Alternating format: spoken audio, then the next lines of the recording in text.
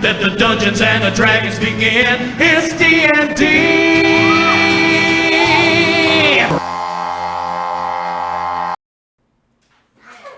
Last time on D&D, our intrepid heroes picked up a couple last-minute things that they needed before taking off on the boat ride that had been set up for them to go to Baldur's Gate and beat the cultists there before they got there.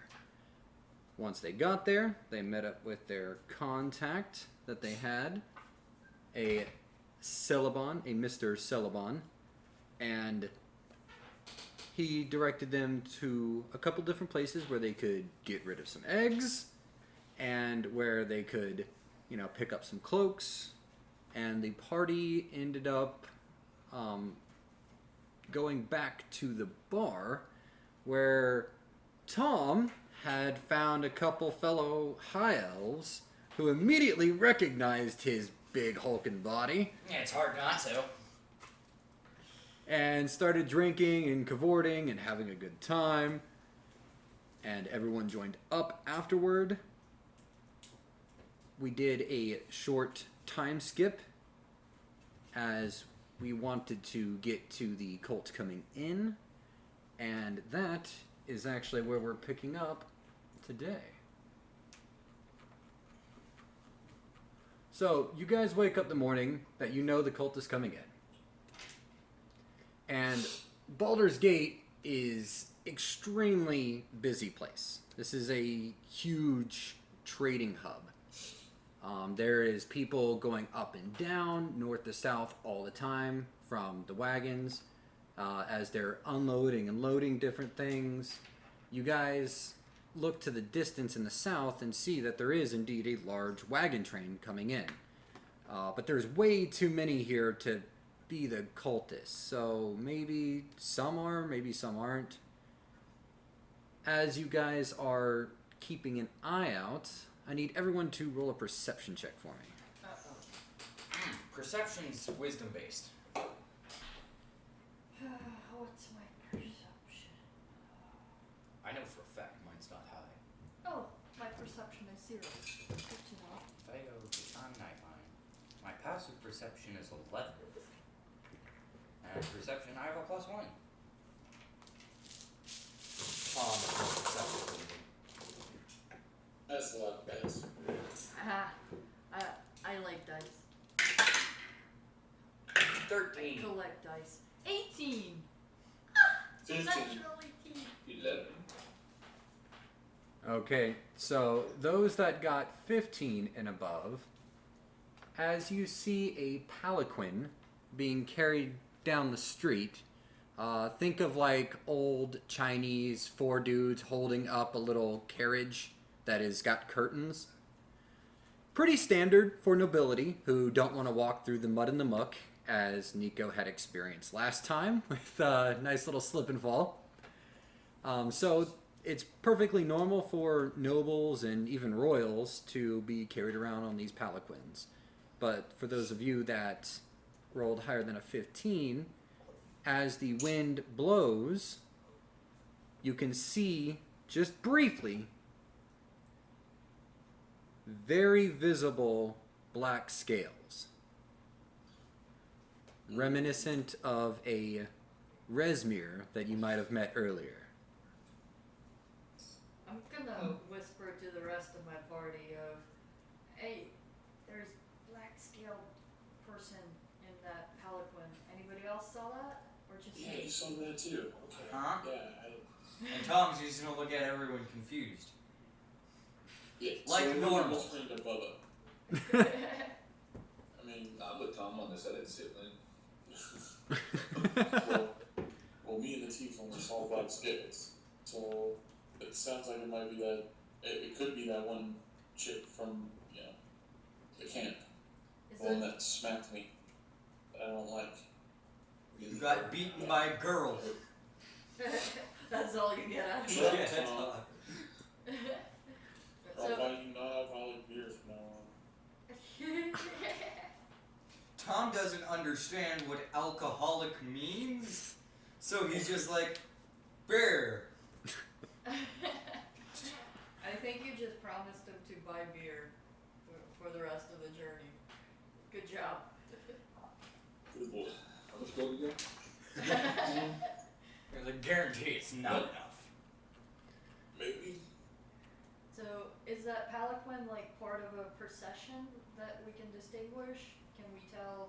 You can tell that there are a few individuals who are very close by. But once again, to a normal observer, it would just look like some nobility or royalty coming through with their personal guard.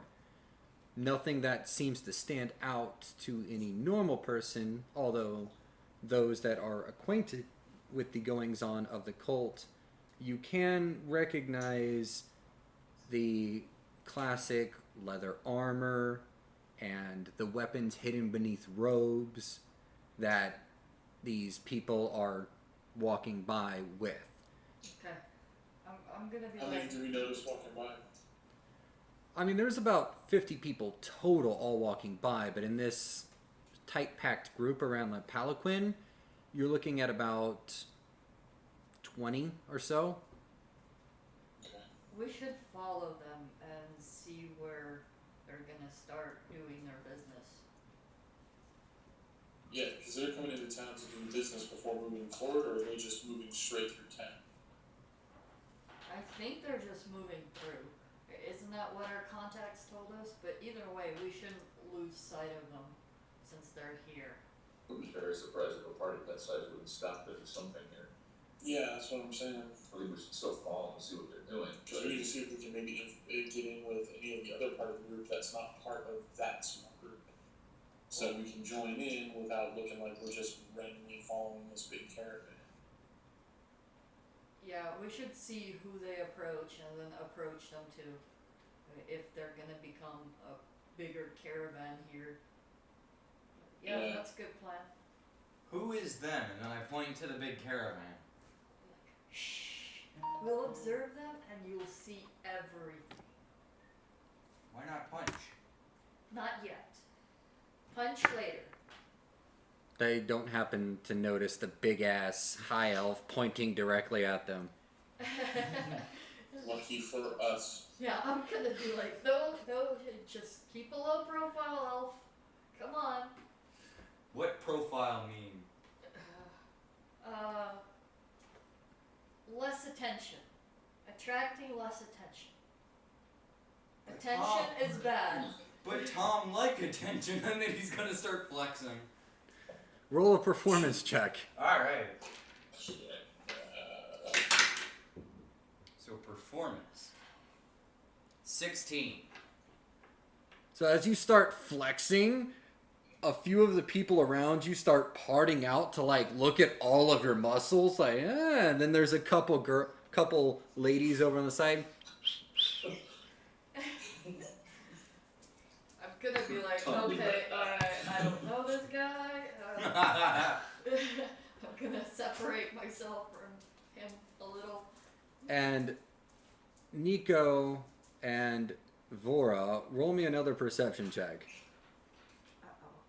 Okay, well this die did really good, so I'll try this one. 10? Won't do. 10. I mean, you guys are suitably impressed by his muscles as well. Good job, Tom.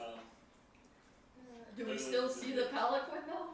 Yeah, it's still trailing off. It stands out. This is the only palanquin in this caravan.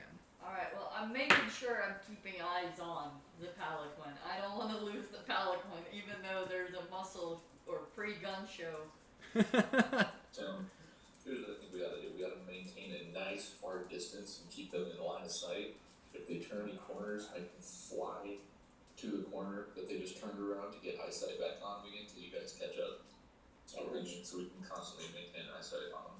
That's a Yeah, good idea. that's what Our we should do. smallest member is probably the best at stealth, theoretically speaking. Tom is not good at. Actually, Tom has a +4 to stealth.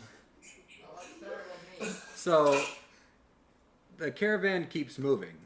And as this, large group of people comes by, you see the normal people on the side, merchants trying to buy wares coming in, other ones trying to sell off wares as they come through.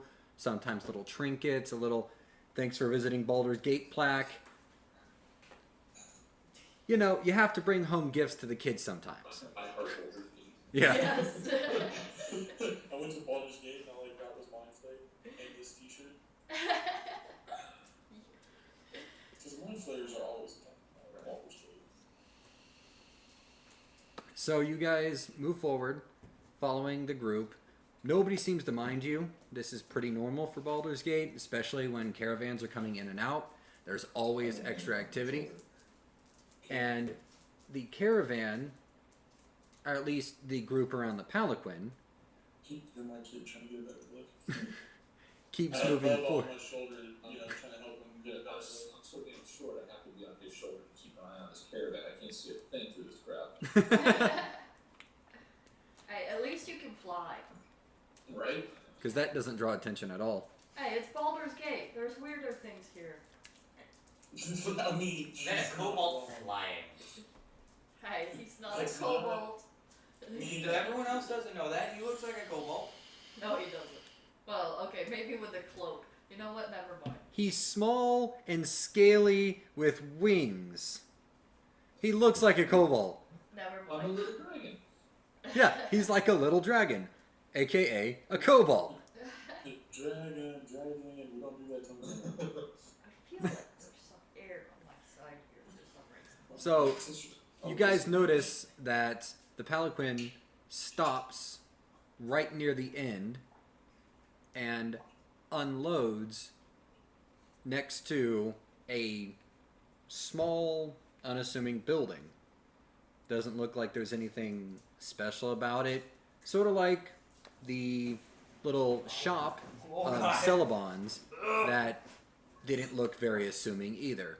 And you do notice that Celebon is getting a lot of traffic. It's pretty normal for people to come into his shop, buy backpacks, make sure that they have, you know, enough rope for their wagons, some wheel grease, basic General stuff. supplies. Absolutely. And this other one almost seems to be sort of like a shack. Nothing special about it, doesn't stand out, but the Palanquin does stop right next to it, and their group just sort of meanders around in that area. I'm gonna pull one of the stall owners over because you said there's plenty of merchants and be like, hey, what building is that? And I'm gonna slip him a coin.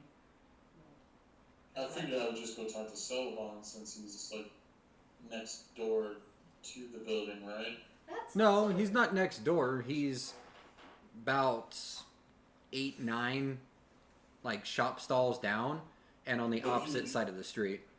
He would know the building, like he would know who owns it, or you know, rumors of what's going on in there, if there were any, you know, things like that. I mean, Sullivan's the guy that we should ask about it.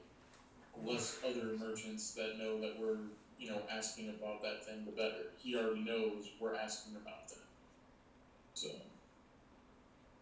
that's my thought. I'll change my mind. I'll put my coin back and like, never mind. You know, drinking. Well, if you're not buying, get out of here. Thank you. Have a good I'm day. gonna go ask Sullivan, hey, that plinth, we know that there's someone in there that we think we know. We think that's the group we're looking for. Do you know that building? What's going on in there? Or, you know, any rumors? What that might be? I'm sorry, sir. You're gonna have to wait your turn. I'm really busy here. Maybe we can talk later and get to know each other. Hold on one second. And he continues doing business with the other people. You know, he's grabbing out some rope and bringing it out to him. You see him trade coins. This goes on for about 4 or 5 minutes as he wraps up. He's like, "Oh yeah, so how can I help your group today?" That I'm gonna He walk building. remembers us, doesn't he? I'm gonna walk up to him and be like, Oh, he- rope. Are you? I'm just gonna whisper and be like, "Are you playing for the crowd?" I don't know, you guys. This is how it's supposed to be. If you blow my cover here that I've spent 4 years on, I'll make sure you never see the light of day again. I'm gonna be like, Got hey, it. here's a So coin. we heard that you What building is were that? sending a group with actually work with the caravans. I mean, of course, everybody comes to good old Celeborn's shop, make sure they get their toppings off, get their wagons rolling. I know there's a couple guys over there that can help you out. I know there's always some looking for work. Specifically, there was this one high elf that looked super in need of some extra protection. I don't know what he's carrying with him. And of course, Bade came through. Everybody loves Bade. If you don't know why, you will when you meet him. But other than that, I mean, just stay away from that little building over there. That's where and he points over to the same area where the palanquin is. That's where the seedy people like to hang out, unless you're, into getting your throat slit. Maybe just keep your distance from that brotherhood over there. Gotcha. Thank you. We'll take the advice, sir, merchant shopkeeper, who I've never met before. Roll a performance check with disadvantage. Hey,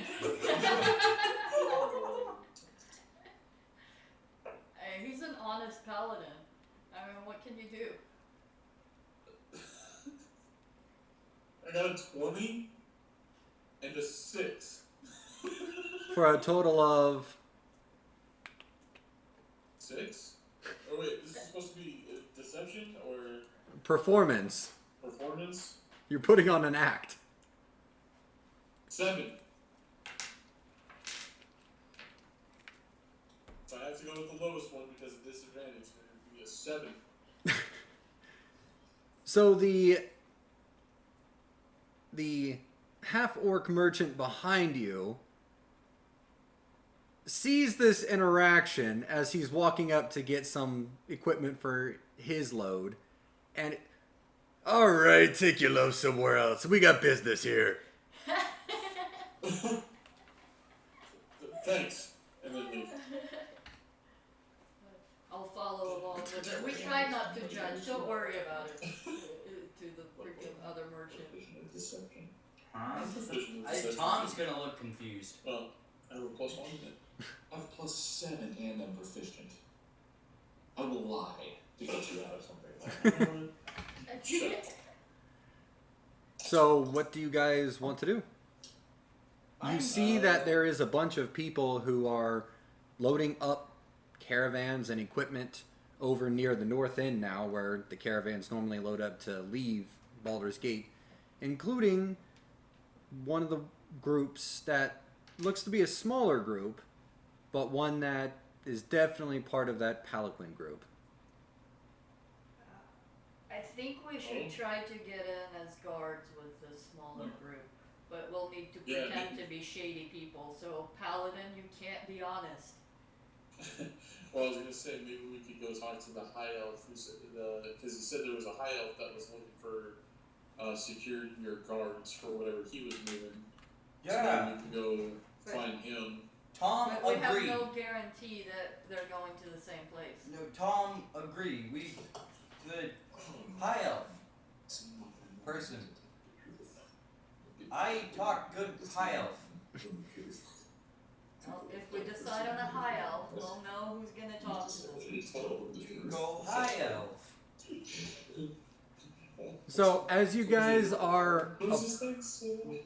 as you guys are approaching the area, you do notice that there is a male dwarf merchant who is got a cart that smells really good. You're not sure what's in it, but it definitely smells really good, and he is just talking about all the kind of money he's going to make once he gets up to Neverwinter. You also see a tall, skinny human man who just has a blank face. Just sitting on a wagon as people are moving boxes into it. And as you guys are looking, on top of the wagon, there is a gargoyle. But it doesn't seem to be moving, just sitting there, overlooking all the boxes. That's a security guard. I want to see next. You also see the male high elf over near the back of this area where they're loading up, and he is over there with another high elf where they seem to be talking to each other very like what's the word? Animatedly? Yeah, animatedly, with a lot of gesticulation and hand movement. Hand movement. Tom is gonna walk over to the high elves. Hold on. You also see a male human who seems to be freaking out about all of the clinking that seems to be going on in his boxes. It sounds like he might be hauling some kind of glass or porcelain or something like that, and he's making sure that everyone is putting everything there, but he seems to only care as much as you have to as a merchant.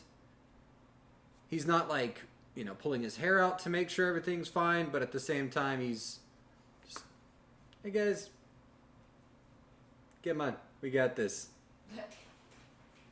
And then you have your good old Baird. Bade? Yeah, Bade, sorry. I don't know why I put an R in there. Where is my... Yeah, there it is. He is a half-elf, and I need my big Tom to roll a perception check. With advantage. With advantage. So 7. That's a 7. And a 6. So 8. You're not quite sure, but you think you smell ale coming from Bade's caravan. Here we go. We're gonna talk this about whether we like it or not. The other half one makes sense. He needs goats. But do they all go to the same place? I mean, how do we figure that out? Probably by talking to them? I'm gonna walk over to the high elves. There is also another human male merchant who has a bunch of beautiful silks that are all roped up and is being loaded into the back of his wagon.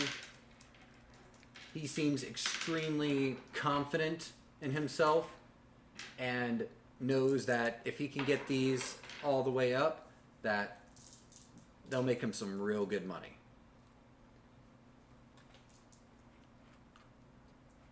And I think that's... We could turn this trip into some good bit of coin too, depending on which one we need the garden for. I'm gonna turn to the party and be like, okay, who can lie and talk the best out of all of us? Because I think we need to talk to the cultists first to figure out where they're going, and then we can pick one of the merchants here if the cultists don't need additional guards. But somebody who can lie and perform and talk good could maybe get some information out of them without getting killed. I resemble that remark. Okay, so not you. What about your brother? How well can he lie and talk? Wait, who has above a 12 intelligence? Not me. Above at 12? I think mine is 12. I have less, because I have less than half of it. I have a +1 to intelligence, so is that a 12? That Yes, would be a that's a 12. 12. So not above a 12. You said intelligence? Yes. Because this functions basically like a history check.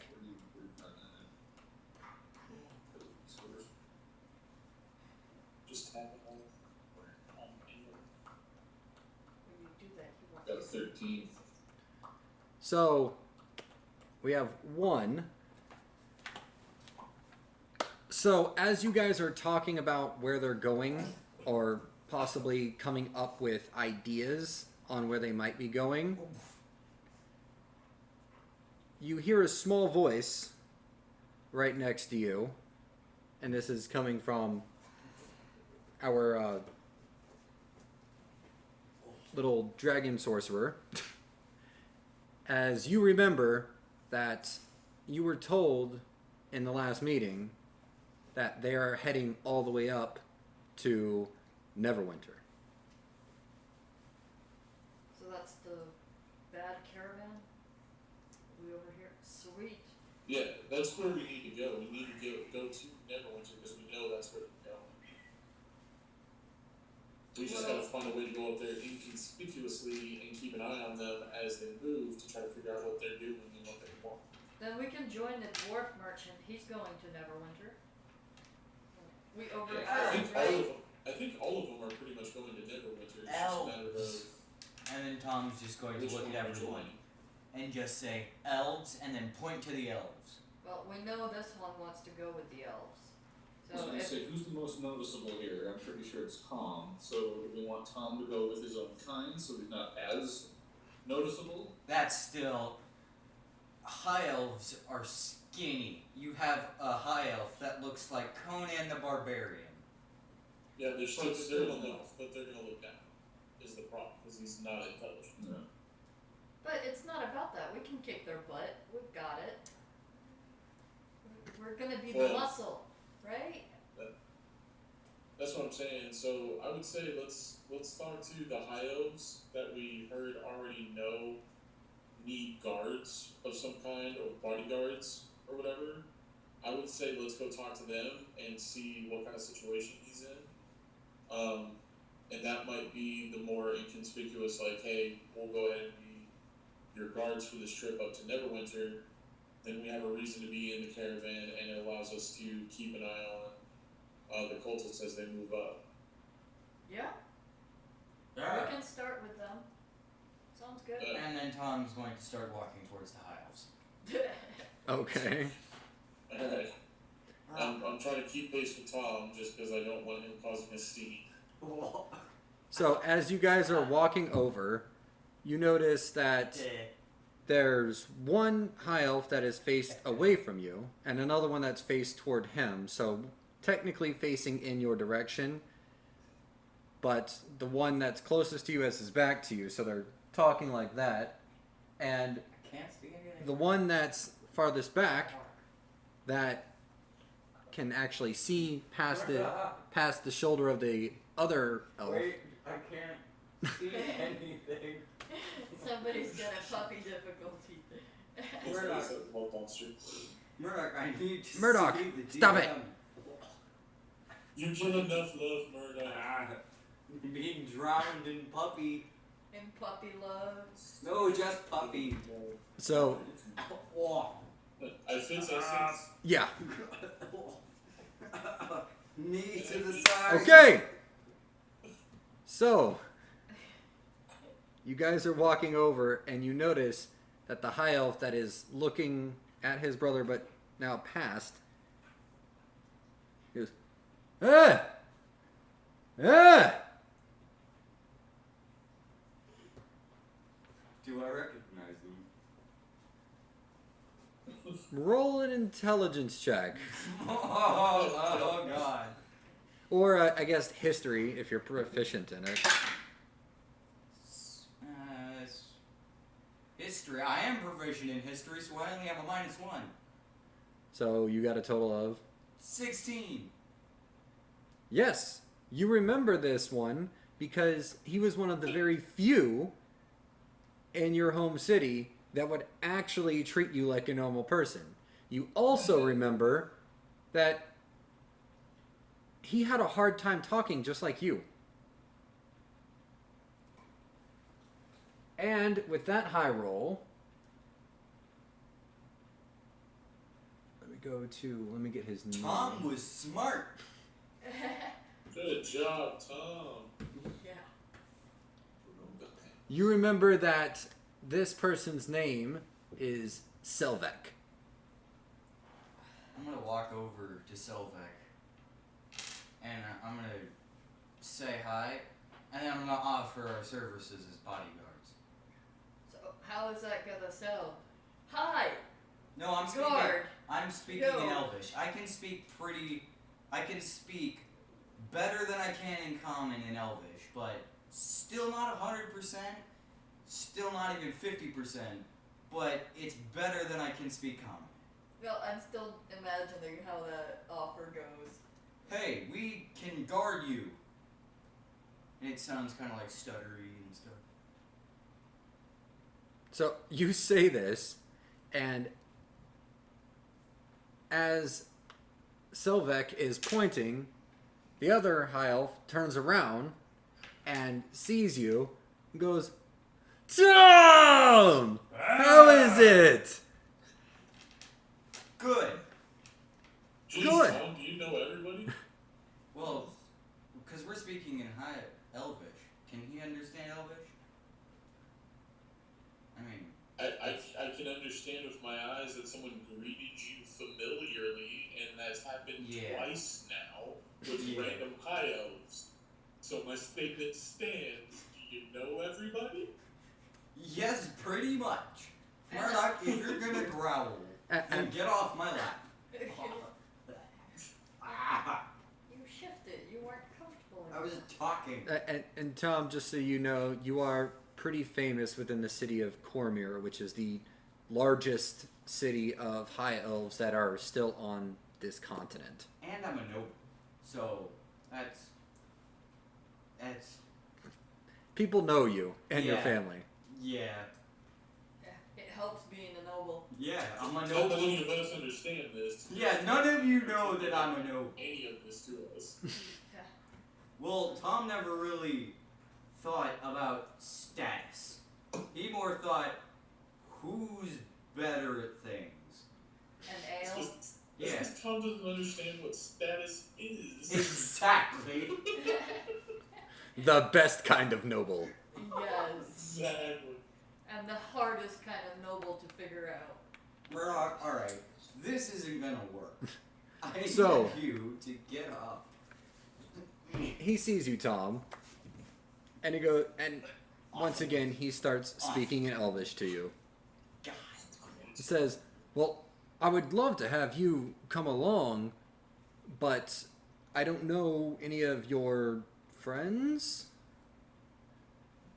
We're Very super good. honest. Hi, my name is Nico. This is my brother Bubba. Hi, I'm Laura. Do any of you have any experience working with caravans? And I need everyone to make either a persuasion or athletics check, whichever you prefer, to prove that you have some skills that can be useful. Alright, I'm gonna do an athletics check Off. with my great sword. I'm gonna do a persuasion check. Well, no, it isn't an attack. I need No, you an athletic, off. yeah, but I'm gonna do something fancy, like Jesus Christ. spinning and jumping and swinging with my great sword. You're gonna Okay. do a backflip in the middle So of the street. athletics with my great sword. Okay. I got a 14 on my persuasion So, check. Well, I am athletics. proficient. So maybe it's just the Tom conversation that threw me off my game. So I wasn't as persuasive as I normally am. Okay, I got so it. I got 14, 17. 17, and then Nico, what did you get? I got a 19. 19, and Bubba? 16 for persuasion. So, so the brothers and of course the familiar Tom are all welcomed in. Says, "Oh yes, of course. You obviously know what you're doing. Please, Come here. We can even pay you to make sure that we stay safe. We have some carvings from our homeland that we want to keep safe until we can get somewhere to sell them at a higher price. If you want, you can still join us, but I can't offer the same rate for these guys. But we're like bros and stuff, and we've been through thick and thin together, and I'm gonna persuade you so much harder now because I want I money. look at him. Not really.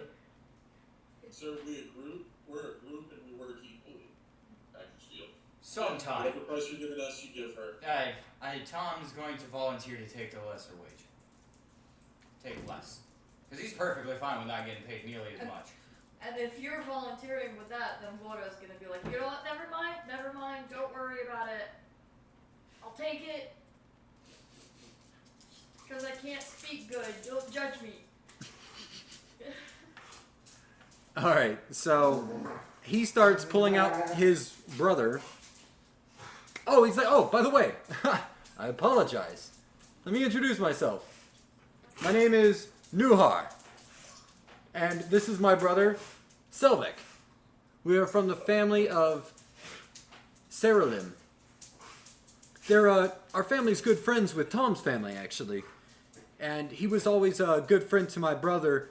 High Elves, I don't know if you've probably heard, but they don't take really well to those that they consider not smart. And my brother is mute, so he never developed speech. And he was always considered stupid, just like Tom, but they became really good friends. That's why Tom's always welcome. Tom's a good elf. And as you guys are talking, Selvik is going to pull out some sheets of paper, and he signs on 4 sheets, and then hands them all to you. Even one to Tom. And says, yes, these are just the agreements.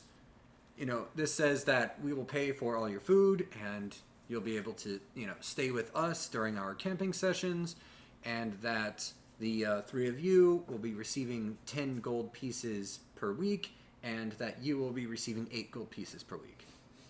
Okay. Tom's gonna look at the form. Yeah, Tom just, and then he grabs your big ol' hand, but it's like a little, like a 6-year-old grabbing a man's hand, and just puts the pen in your hand. It just says, soft punch. And then Tom's going to do it. Soft punch. Excellent. You leave an imprint of your fist on the paper. Those from Cormir know that is the Tom signature. I'm gonna sign it too, and I'm gonna return it. Sign, return. Excellent. So we should be leaving first thing in the morning. If you want, you can go to the tavern. We've already set up a booth for us. We're running a tab. Just make sure that you use the Nuhar name, and they'll know who to charge it to as part of our contract. And I will see you bright and early in the morning. I lean in. Are you sure you want to let Tom have a tab at the bar? I don't know how long you've known Tom, friend, but the only person who could keep up with Tom and Cormir was my little brother. Fair enough. Have a good night. And then Tom's going to head over to the tavern. I was just more worried about them going bankrupt before we get leave. Yeah.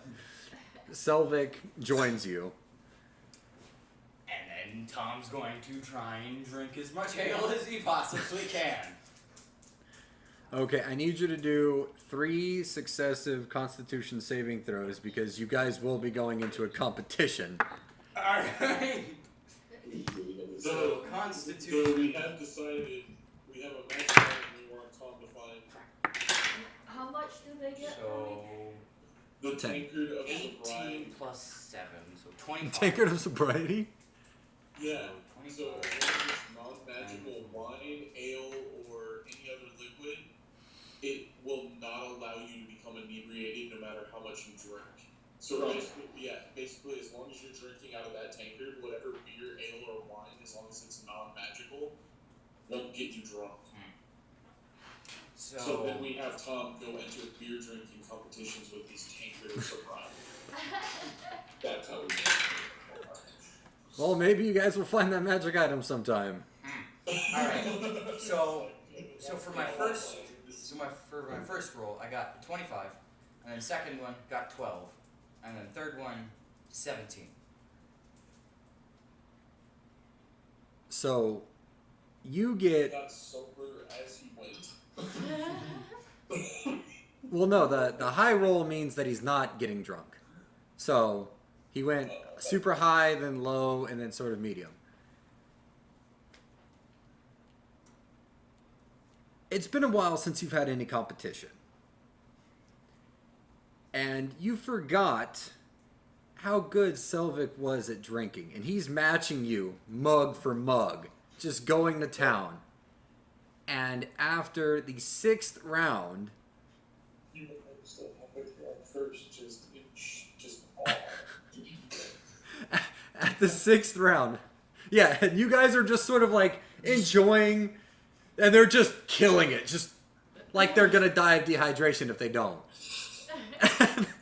I'm just thinking of Legolas and Gimli in the tavern after the Battle in Two Towers when they're doing the drinking competitions. Like, I'm starting to feel something. Yeah.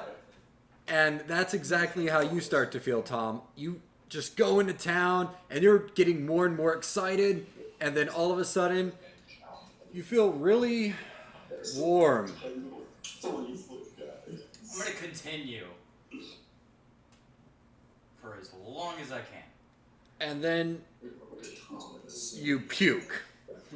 Oh. So Which direction does he puke? I'm not puking in the direction of my friend. So who's on the other half of me? Well, you're so big that you always sit on the end of a table. Ah. So I puke. So basically, like, I guess, the walkway. So I just throw up into the walkway. And on this note, I'm gonna go get some sleep before we leave tomorrow. Thank you for the drinks. I rolled super low. So, brothers,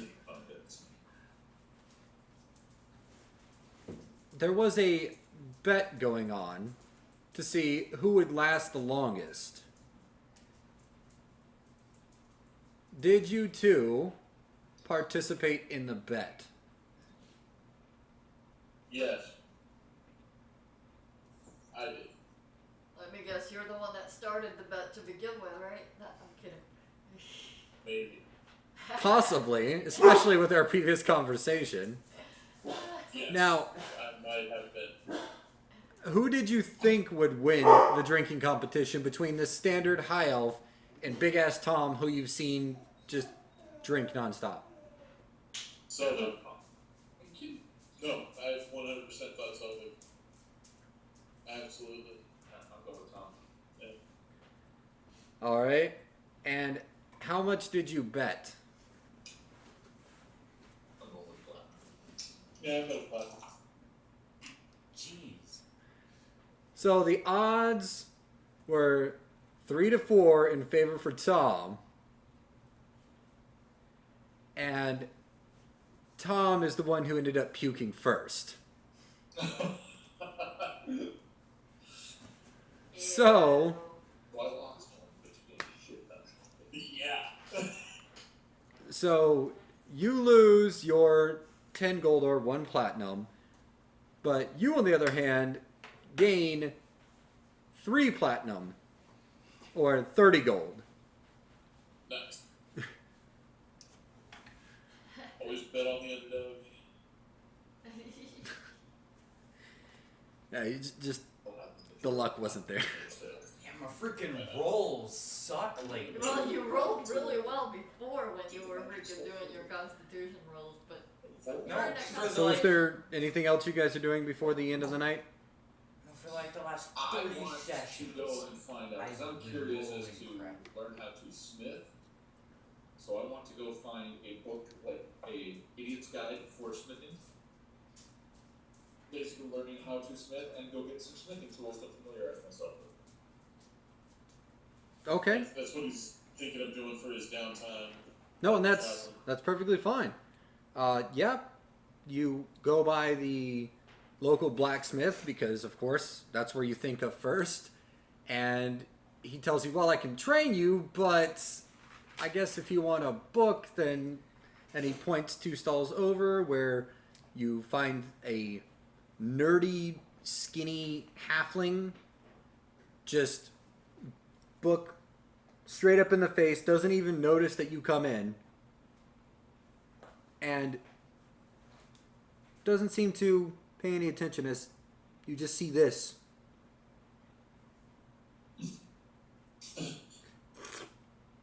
Okay, this guy's nearsighted as hell.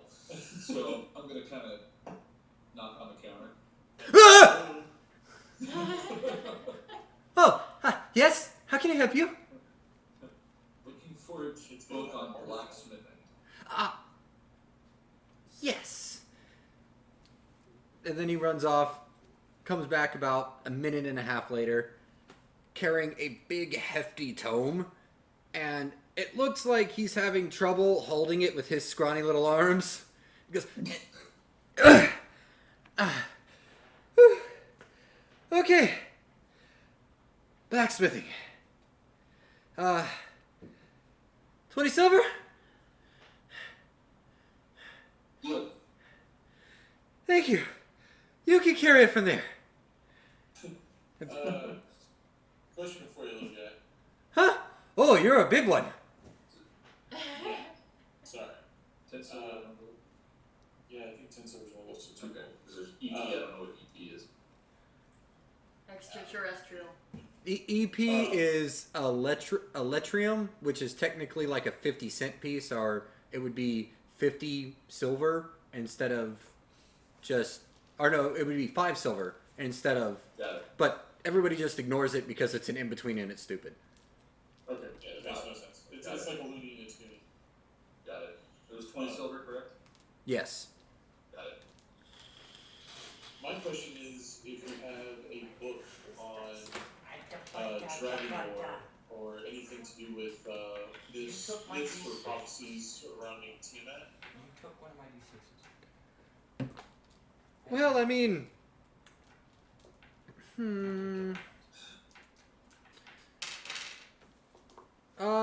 I think I might have something on a Tiamat. And then, once again, he jumps off his little stool and runs down the hallway. He comes back a couple minutes later, goes, yes. And he brings a small, colorful book forward and he says, bedtime stories for children about Tiamat. That's it. That's the only book you would have. Well, I mean, what do you expect of me? I have common stuff that people need for trading. No, I understand. I wanted to make sure this wasn't, the only book that would exist on this. It's just something you don't have. Well, I'm sure there are people out there in their hoity-toity little towers talking about all kinds of fancy stuff. But we're just normal down in the dirt people down here. And no, that's not a short joke, and don't you dare make one either. Wouldn't want to. It would be beneath me.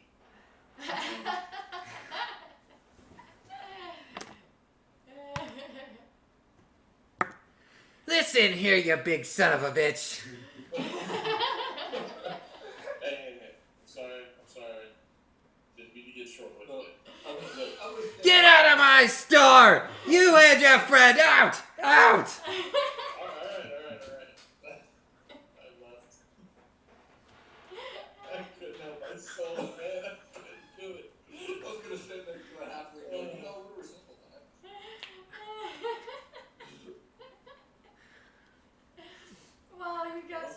but They're in mad, yeah. That's funny.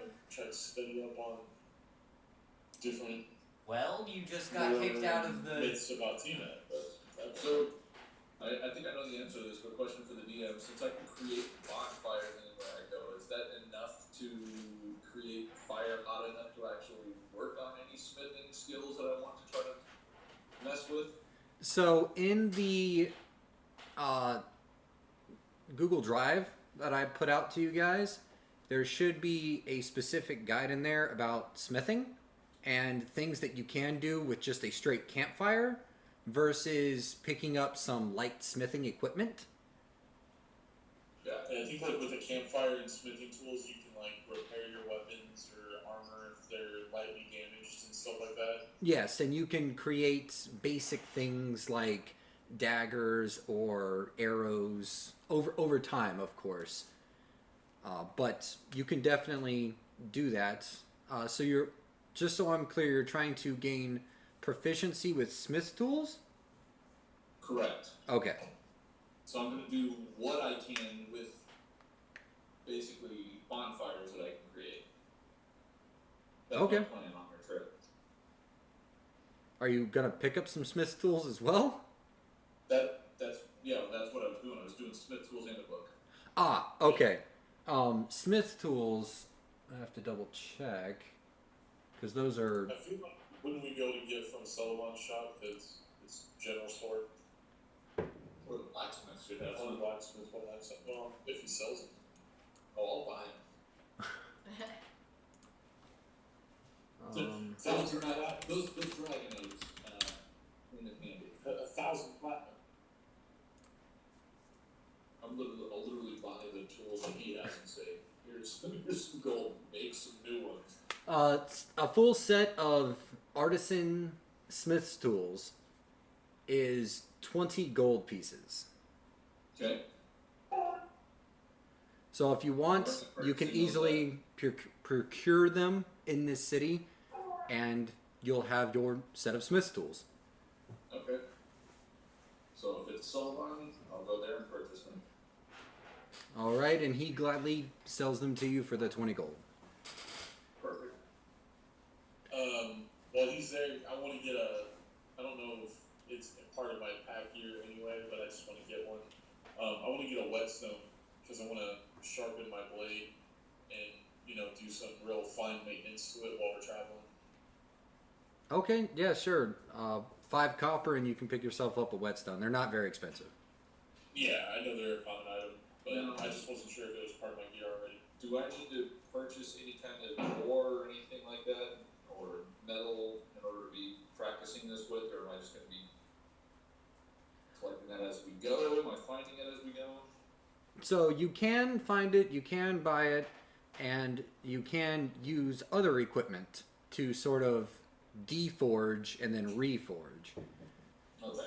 But just so you guys are all aware, the whole increasing proficiencies and other stuff that is going to happen, the end result will happen once the travel is complete, because then that gives you enough time to have practiced whatever it is to become proficient in whatever it is that you're trying to get. So you won't automatically be able to do all the things that you can with the smith's tools in the beginning as if you're proficient, but by the end of this travel, which still won't even be the half of campaign, will give you those proficiencies so that in the future you guys will be able to fully use the smith's tools or herbalism kit and so on and so forth.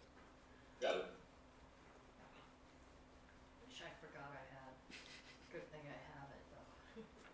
So you guys wake up the next morning to a loud Tom snoring on the floor because he can't fit on any of the beds. Well, no, because I would wake up where I was early. Because I'm high. That's all the sleep you need. You were drunk. Alright, fair enough. Ask any doctor, there is a difference between sleep and knocked out. Yeah. Alright, fair enough. Very much so. Just for your So I'm just future happy. reference. So I'm just passed out on the floor. Yes. Hopefully not in a pile of your own puke.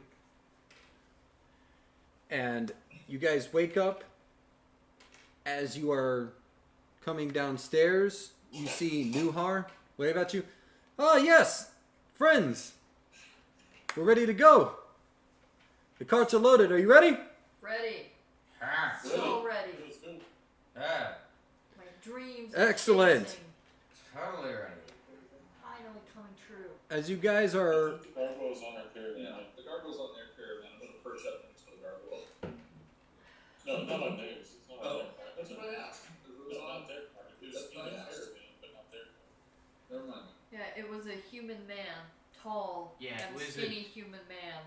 I thought he was with the high elves. Never mind. Oh, they're all separate merchants, I think. Let's just say we had choices from the looks of it. So you guys end up lining up with the caravan, and you notice that there is 7 carts ahead of you and 1 cart behind you. As you guys are all getting lined up, he's making sure both Nuhar and Selvek are making sure that everything is tied down, that nothing's going to be shifting around too much as you guys continue. It's not a very pretty wagon that they have, but it is a covered wagon nonetheless, and in order to protect the carvings. And both Nuhar and Selvik jump in the front into the coachman's area. Say, all right, guys, these caravans never move quick, so just mosey on along with us and make sure nothing happens, and we'll all be good. Alright, I'm gonna walk up next to him. Sounds like a And- plan. I'm gonna look around for the freaking cultist caravan. Yeah, Are I they was just the gonna say, are same? we able to see their section from where we're at? All right, both of you roll perception checks. Oh, I'm gonna use the good die. Come on, don't let me down. I'll Oh, good. take natural 20 for perception. I'll take an 8. Natural. Is that your total? Is an Yeah. 8? He dragon eyes. Is that your total? Is 20? Total is 20, yes. Okay. Because I don't have a proficiency in perception. Okay. And you don't have any bonuses to your wisdom? Nope. Okay. So, Vora, you notice that there is no palanquin. So you're not sure what the hell happened. Nico, on the other hand, you notice that the front 3 carts are not merchant-like. They're very suspicious. And you also notice that the cart right behind you guys is also got some people who look to be hiding some blades.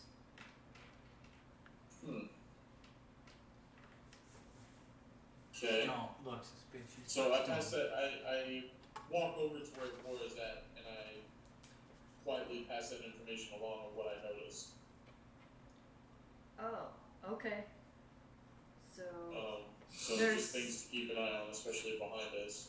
so there's 7 carts in front of us total, and 1 of them behind us, right? Yes, and from what you can see, there are 2 people. All of them are covered wagons. And there are 2 people, just like how these 2 brothers are, in the coachman's seats of each one of them. And that's all you can see from your current area. Meaning they could be all loaded up with cultists. You know what I mean? Like, we have no idea what's in it. Alright, well, So- we know what to watch out for. Thank you. Tom's not paying attention to any of this whatsoever. Like, he's just, like, walking by, what's his nuts, the other one? The, Selvik yeah, or Nuhar? I'm gonna share that Selvik. I didn't notice the Pelican. Pelican's not here anymore. I'm Yeah, so I noticed that perceptive. as well. I'm gonna move over and I'm gonna let Bubba know what we saw and everything as well. We noticed that there's no palanquin, but noticed the carts and everything like that. So everybody's on the same page other than Tom. And that's because when I walk over to Tom, I just tell Tom, keep doing what you're doing, big guy. Follow my lead. Be great. Excellent. And there are a couple other people walking around on foot, just like you are. Some of them, obviously guards. They've got their leather armor or even some chainmail. All of them have their weapons, maybe some bows.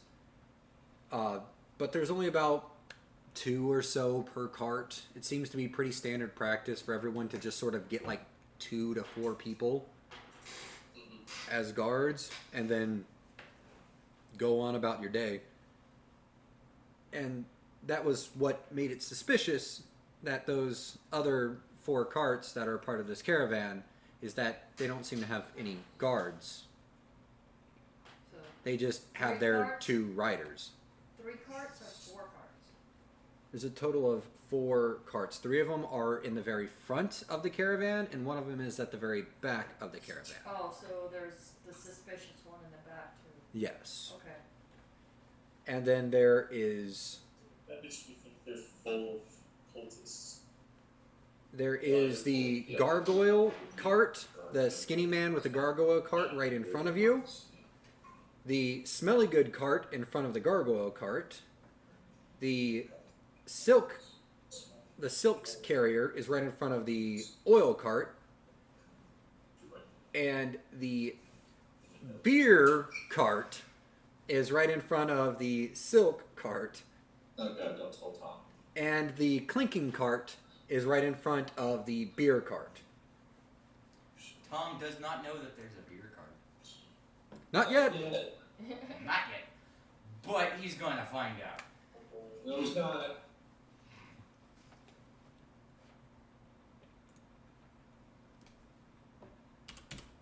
Tom's going to, like, because Tom thinks that he isn't doing nearly enough, that he isn't strong enough. And so he's going to be trying So, to, like, work what was out after the silk cart, as much the as beer cart, and then the clinking cart?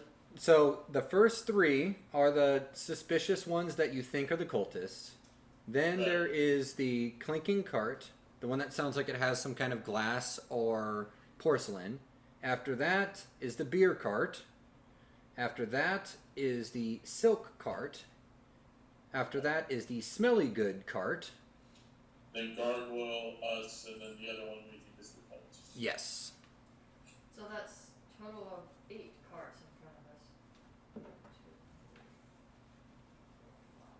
4, 5, 6, Plus 3 suspicious. There's So 10 that's cart, 10. 8 There's a total of 10 carts total.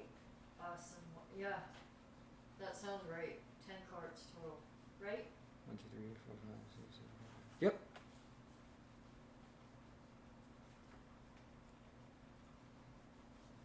So I've got that written down.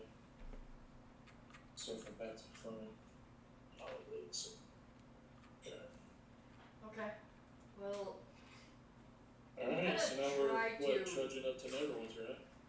I'm gonna try to use my persuasion on the side as I'm doing my armor learning stuff, and try to make friends with basically everybody up and down the caravan.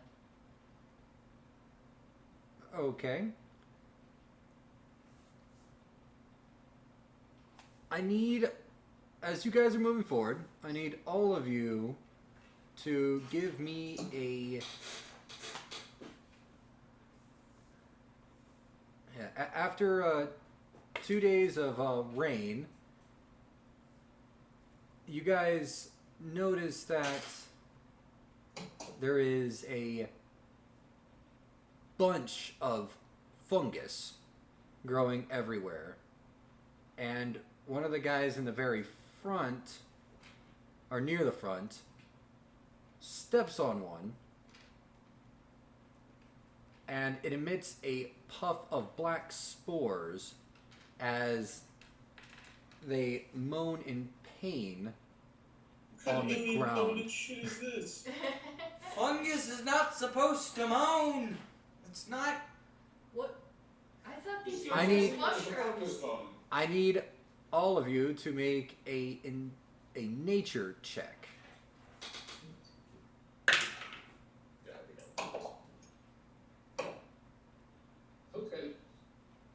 What's our Twitch name?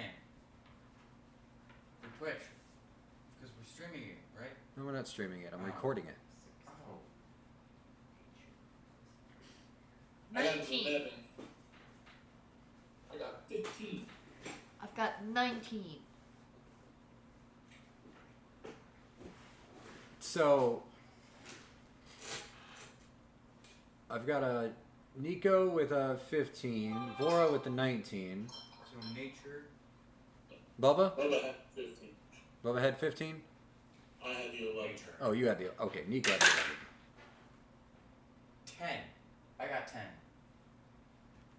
So you guys look at these things and then you start arguing with each other because Nico and Tom believe that these are deadly poisonous mushrooms.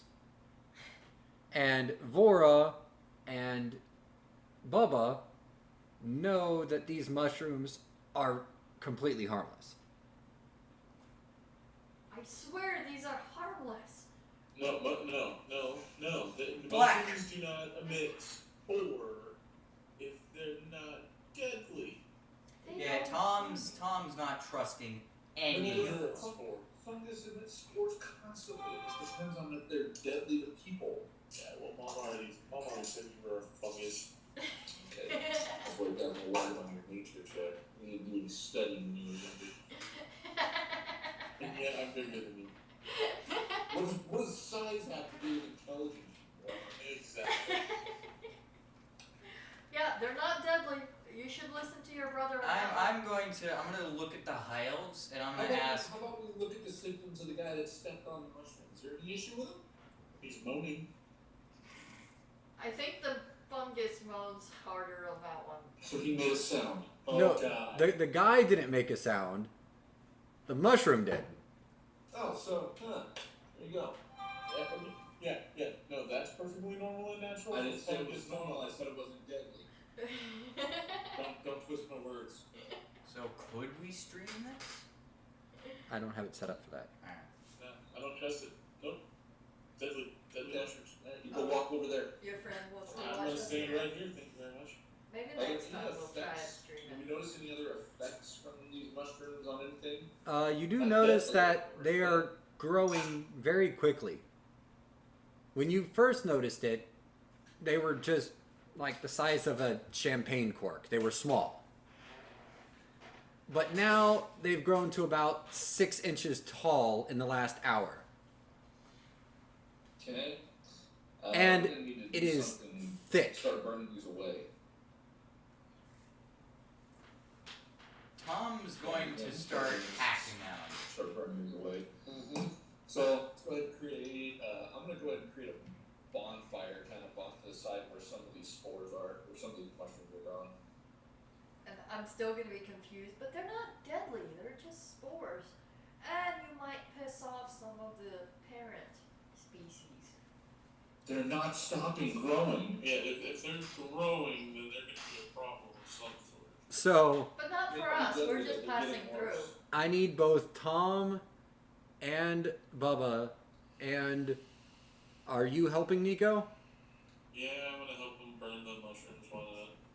Well, burn them, hack them, whatever you're doing. I need all of you to roll a Constitution saving throw.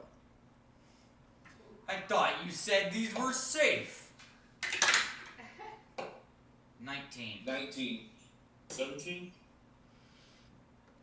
Yeah, they stink and they've got this piercing scream as you guys are cutting them down and, you know, burning a path through to allow for the caravan to keep moving. It takes you a good, and you guys are getting some help from a couple of the other guards that are there.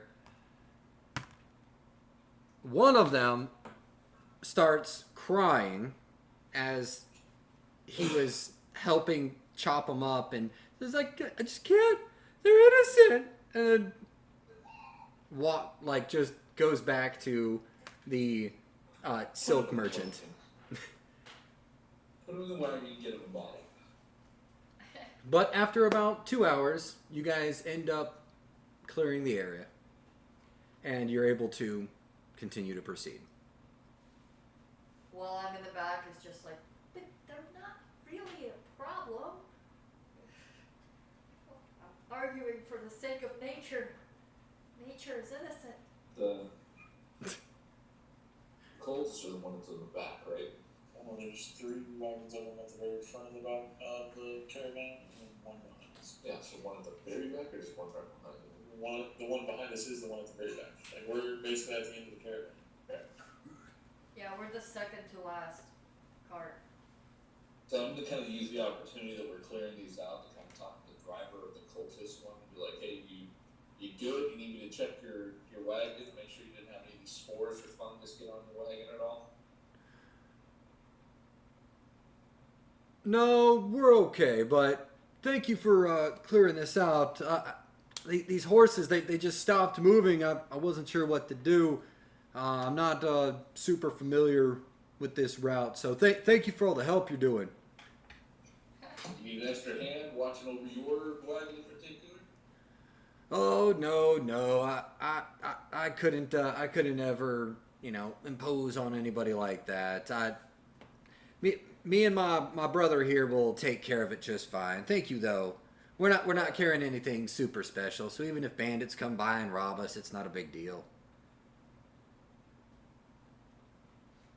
All right, we're in the wagon in front of you. Let us know if you need anything. Just getting robbed. Like, what the fuck is that? Alright, cool. So we killed screaming mushrooms. What did you do in Those D&D? poor mushrooms. So you guys continue traveling, and the next week is pretty uneventful. Anything specific you want to do in that week time? Every night I'm gonna create a bonfire and practice my blacksmith. Okay.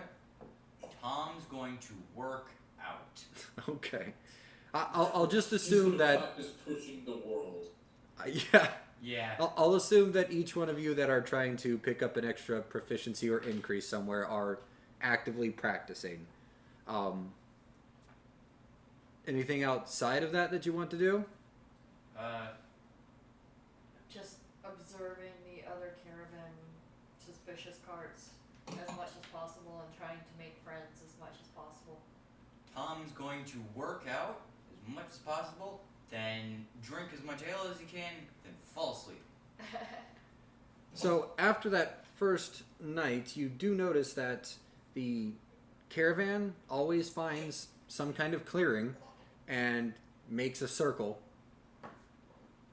and everybody camps together. So there doesn't seem to be... Yep, a circle of wagons. We already do that. Okay. And Is any of it rocky terrain at all? Right. Or just clearing? right now, no, it's pretty smooth right outside of Baldur's Gate. You're only about, a couple days out, and it's not getting rocky just yet. Only use the opportunity when it's rocky terrain. Look for Hide. the door and stuff. No, to hide in the rocks. I'm a dark gnome. Oh, I can hide in there. And so you guys have no issue. Tom, you do notice after a little bit of a ruckus that Bade is selling beer. He's selling it? Or just carrying it? No, he's selling it. Yeah. Ooh. yeah. This is how Bade makes his money, is that he travels with caravans and sells off. beer. Okay, we need to do one of two things. Discourage Tom from drinking, good fuck with luck. Or we need to convince Bade to only sell ale to us, which would be Tom. Good luck. I'm saying good luck either way. Which do you think we have better hope of? We're not gonna have hope of anything. Bade is a high elf. He's gonna know Tom and want to sell to him. Okay, I just want to make sure that he doesn't sell to anyone else to take away from Tom's reserves. Or Tom will get upset. You explain it to him. I can't. I'm gonna going to talk to the bait and I'm going to ask how much this entire stock is worth. Well, I don't know if you can afford the whole stock, but... Try me. Alright, let's see here. Alright, 7 casts, plus we have high end, we've got about 12 of those bottles.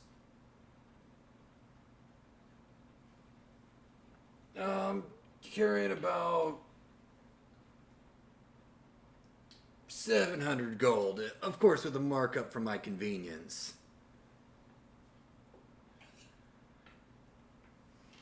Save half of it for Tom. Here's 350. Alright, will do. I'll make sure to keep the strong stuff to the side just so he doesn't have to drink so much. Good job, my man. Alright, so that next week is... Now that he knows. I don't want to go off killing random things, getting us into trouble. I'm just glad he doesn't see the trees yet. That's what I'm saying. I don't. Have we seen any trees? I mean, No. you're... I want to make sure you're drunk enough that you don't see shit. But you can still Roll a Constitution saving throw with disadvantage. With disadvantage. Oh. So that's 18, and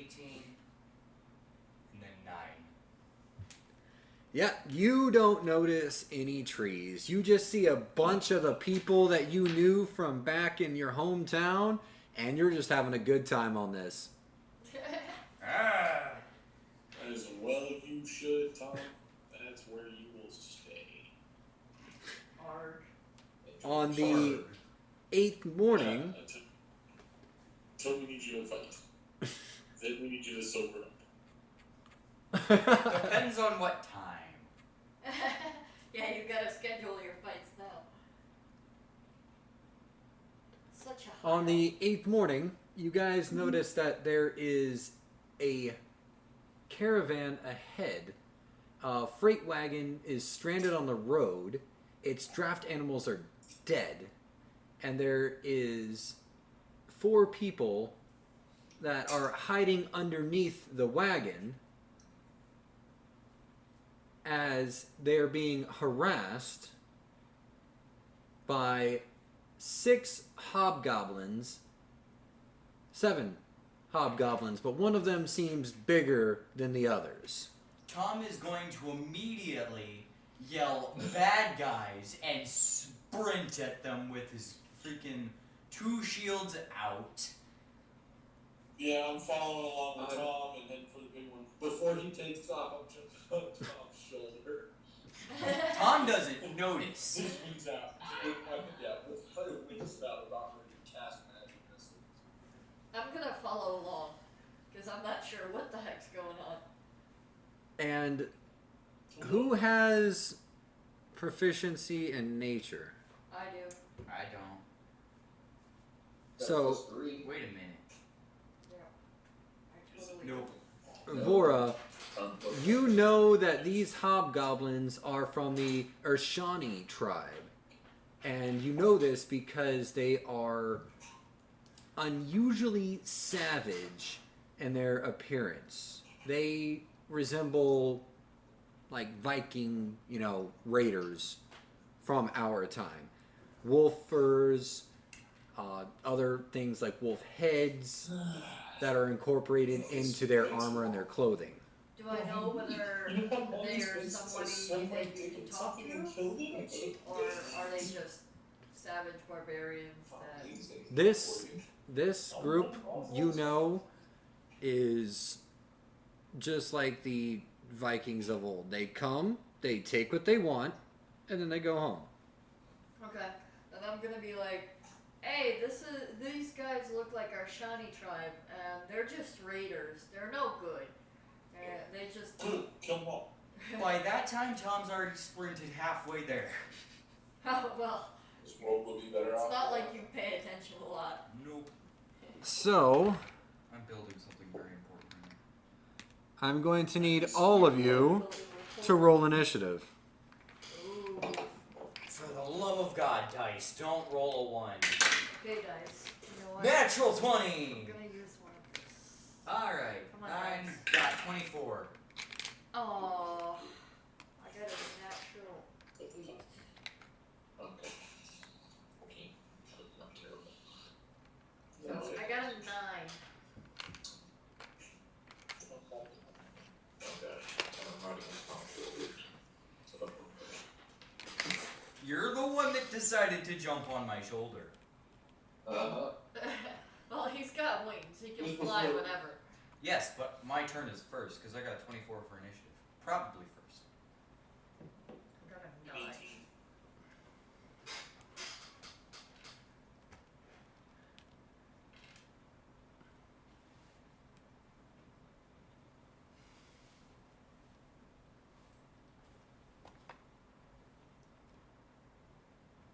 Is that the wagon?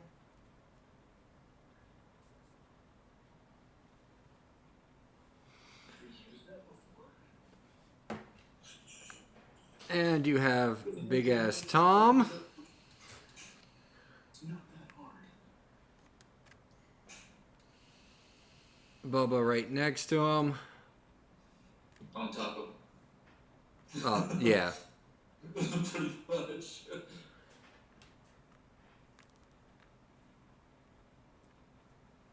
And you two.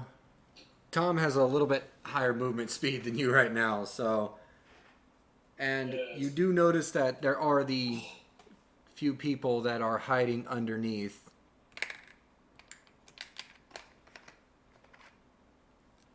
This. As they're hiding from this group of attackers. So let's start off with. Oh, let's see.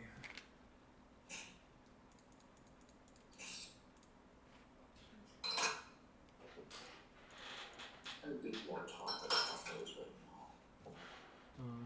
Stop. This is real time, can't do that. And Okay, well, we're getting ready. Gotta use the bathroom. We'll be back. Nico or Vora, what is yours? Mine's 9. 9. Okay. Nico. I got an 18. Tom. 24. Bubba. 13. All right. And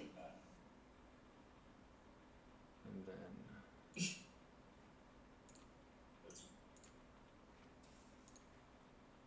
Oh, I need this.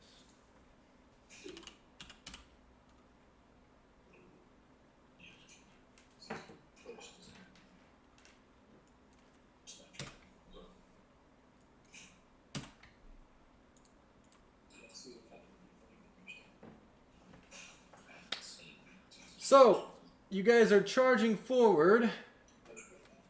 Tom, I go first? you go first. Alright. I'm going to get really freaking mad because bad guys are attacking people. And so I'm going to go into a rage. Okay, roll a d8 for me. Alright. Where's my d8s? I have so much dice. 1.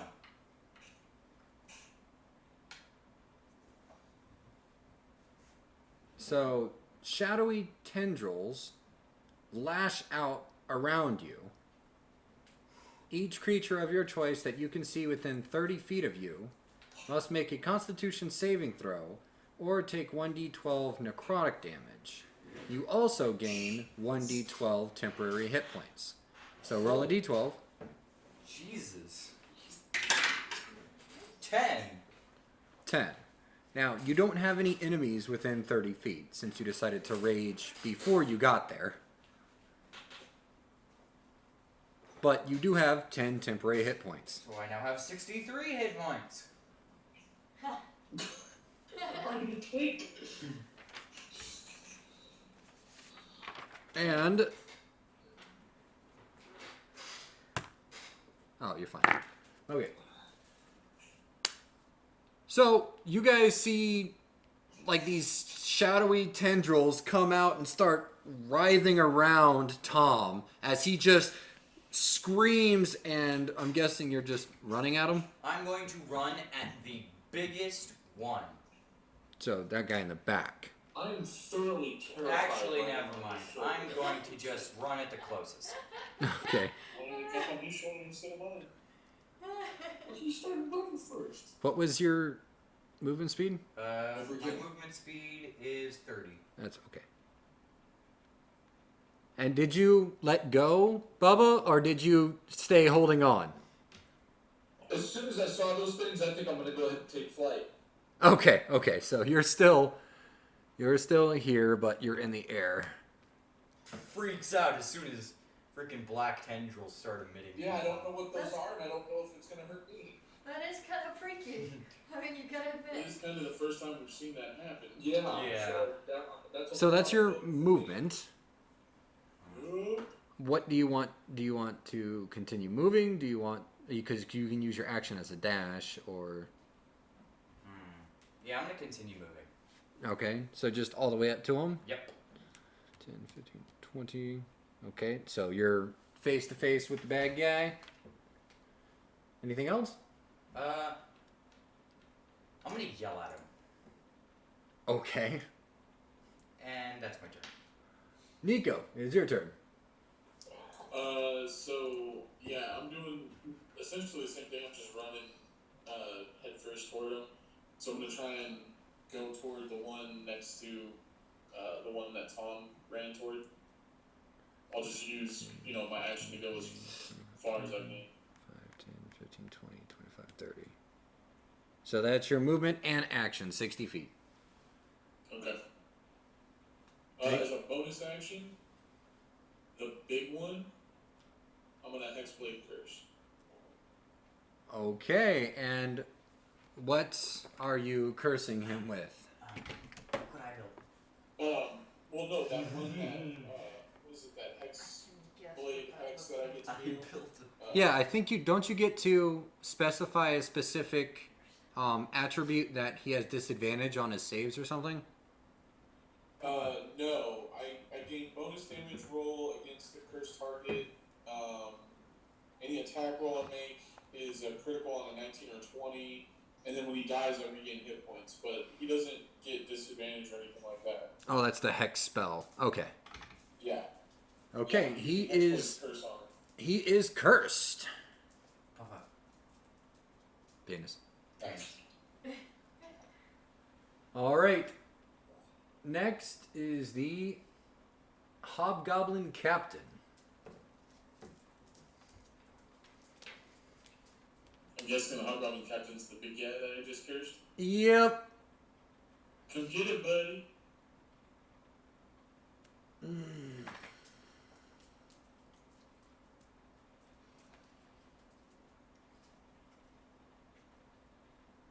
holding my sword and I'm smiling at him.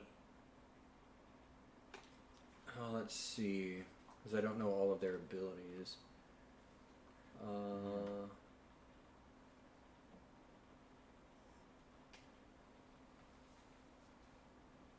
He itches, and then it's like, all right.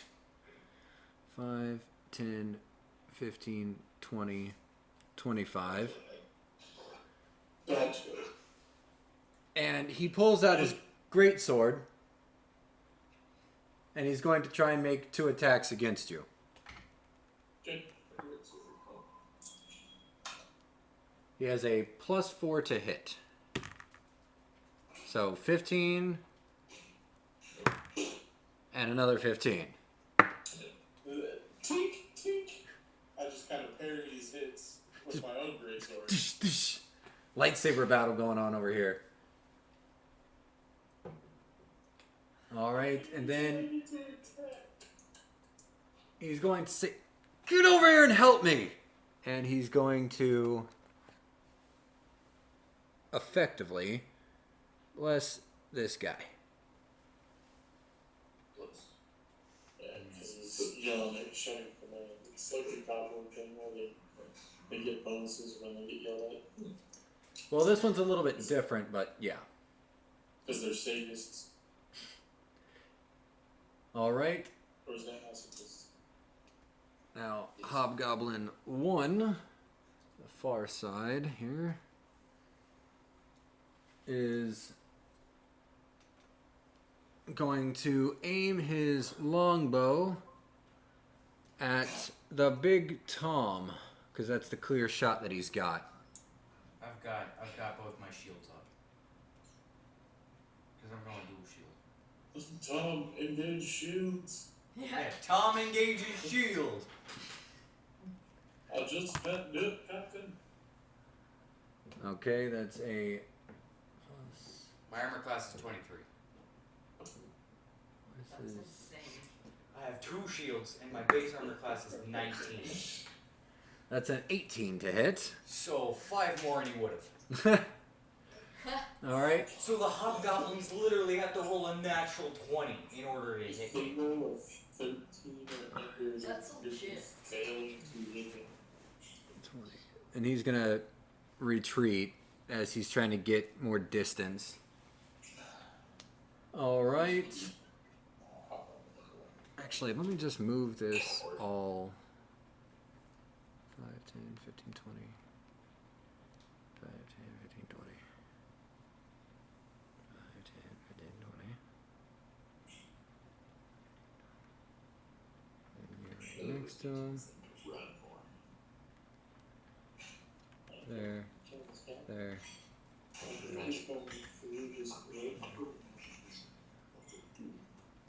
There. Probably on the minions and mind throws.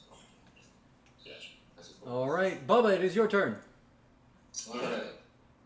So, I'm gonna move. Let's see, how close am I to them right now? I kind of see myself cut off. I can't really tell. Oh, you're this big square right here because you're flying. Let's move. How high up am I? I flew off of Tom, but how Yeah. high up am So you're effectively 5 feet off the ground. I? Alright. Let's go another 5 feet up, and then we'll move 20 feet forward to put me in range. Okay. I just need to use I need these. to be within 60 feet of 3 of the goblins. 5, 10, 15, 20. 5, 10, 15, 30, 40. Yeah. So you can be here 10 feet off the ground and be able to be within 60 feet of all of them. Perfect. So I'm going to go ahead and cast Magic Missile as a level 2 spell at, let's see, so at level 2 I get 4 darts, so we're going to do 4 of the goblins. Which ones? We'll do the closest 4, so let's see. 1, 2, 3, 4. The one Tom's fighting, and then the 3 as you go down from him. So these. Yep. Okay. And roll your damage die.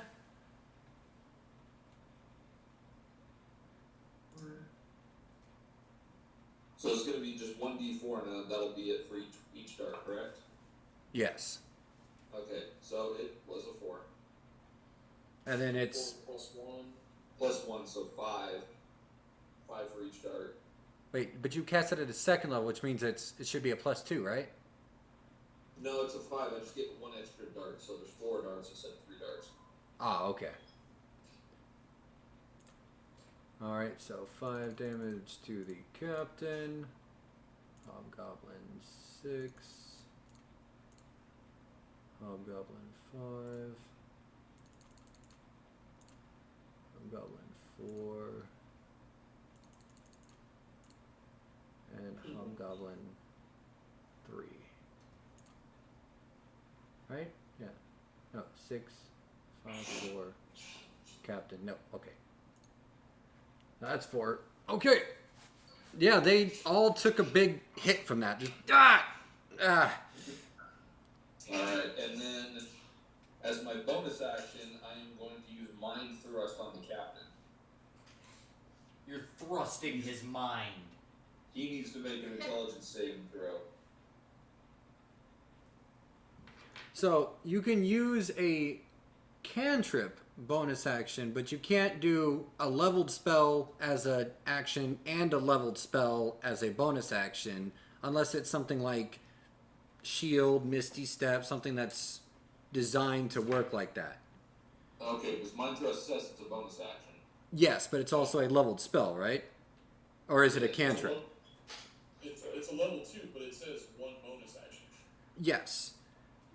Okay, so in base... I can use my action to move and then use that as a bonus action if I want to. Well, in base D&D, you're only allowed to cast one spell on your turn, whether it be a cantrip or a leveled spell. Either during an action or a bonus action. Yeah. The way I normally do it is I stole it from Matt Mercer, where you can do a cantrip and a leveled spell in the same turn, as long as its action bonus action matches. Okay, so my other question is, those goblins, they're within 5 feet of each other, correct? The one that Tom's fighting and then the one, or not the one Tom's fighting, but the other two? Yeah. Back? Yeah, these two are within 5 feet of each other. These two are, these two are, these two are. And that's within 60 feet of me? Yeah. Okay, so I'm going to go ahead and Acid Splash them then. Okay, and Acid Splash is a bonus action as well? Yeah, I'm going to Acid Splash as a bonus action. No, I'm saying, is the spell a bonus action? It's an action. Oh, it is. Oh, never mind. No. In that case, okay, I'm just going to be done with that one then. All right. That's for bonus actions. Well, you still dished out a lot of damage. All right, next up Looking is forward to watching you thrust that cat. Next time, baby. this hobgoblin. Like, and then he's gonna try and stab Tom with his longsword. Alright, he has to beat a 23. And it was at that moment he realized he fucked up. He fucked up. Getting a 5. That critically That's fails. a critical fail. So he goes to stab at you and is thrown off by his own thrust. So all attacks against him will have advantage for the next turn. So he killed himself. You're saying he still Yeah, he felt basically- so at that point because Tom's not gonna allow him to live past that point. Vora, it is your turn. Okay. I'm gonna cast darkness on like the centralized point. Try not to cover the dragonborn and the barbarian, but to cover him. How big is darkness? 15-foot sphere. Okay. So that's 10, so 15 is about here. Okay. So you could cover approximately, Only bonus action. well, if you hit right here, you could get all 4 of these guys. Then that's what I'm gonna do, because I want to cover them all. And it will block off the side of that motherfucker. Because then there's gonna be a sphere of fucking darkness there that not even dark vision can see through. And basically they're effectively blinded, so there should be advantage against any attack rolls against them. Didn't you say you were first level? Oh. Sorry. And, well, you also can't see anything inside the sphere, which means you would have disadvantage at attacking it. If you're in it. Except you have to be able to see the thing. Okay, well, I'm casting it on those guys. Okay. Does it require any kind of save or anything? Or no, it just happens, right? Well, I'm gonna pick a rock that's right in the centralized location to spawn the darkness from, and no, there's no save, no nothing, it's just a cast. Okay. Anything else? Well, I'm gonna get a little bit closer, so I'm gonna be by Bubba. 15, 20, 25, 30. There's 30 right there. Okay. Yeah, that's And then you cast your spell. Okay, great. So now you guys all see this big, like, sphere of darkness, just pure shadow, appear right here and blocking off sight from everything inside and around and past it. This is just, it's like a void of darkness right here. Nice. All right, Hobgoblin 2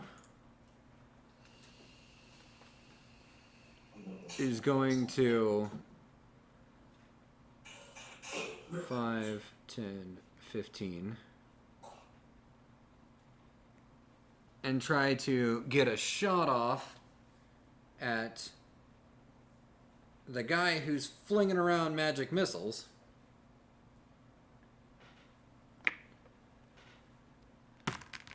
Oof. Getting a total of 7 to hit. Yeah, and his AC is 18, so that's a critical fail. When did his AC get bumped up? I still have him We as... got those greaves or whatever that added, what was it, +2 to the AC score? Oh, Those yeah, who bought him bracers. and Laura? I got one, and so did he. Oh, yeah. I'll have to update that. Yeah, his AC is better than mine. Not as good as Tom's. But you have 2 shields. I mean, come on. Yeah, and plus it doesn't like do anything to the unarmored defense, so I still have that. Yeah. Yeah, but whoever shot it and critically failed, so broken bow. Yep, he, string comes undone and he has to spend the rest of his time trying to restring his bow. Okay, number 4 is going to go. Oh, what was that? 1, 2, 3, 4. 5, 10, 15, 20. He's going to take a shot at Tom. Better roll well. A natural 1. So that critically fails. Well, actually, that would be like a double critical. Double critical. No such thing. Really critical fail. Well, I mean, it's a total of, because it's adding in the, so 2, 3, 6. So it's, yeah, it's still a critical fail. So his string comes off as well.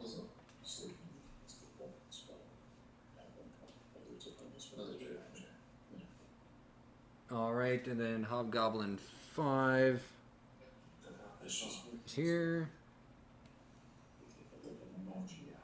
5, 10, 15, 20, 25, 30. He's going to move out.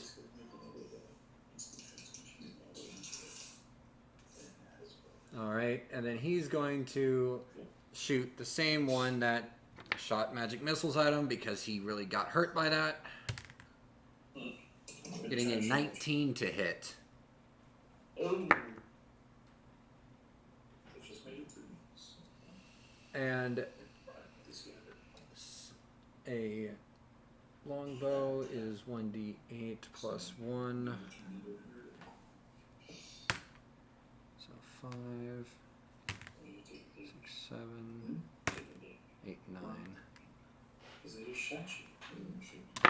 A total of 9 damage to our Bubba.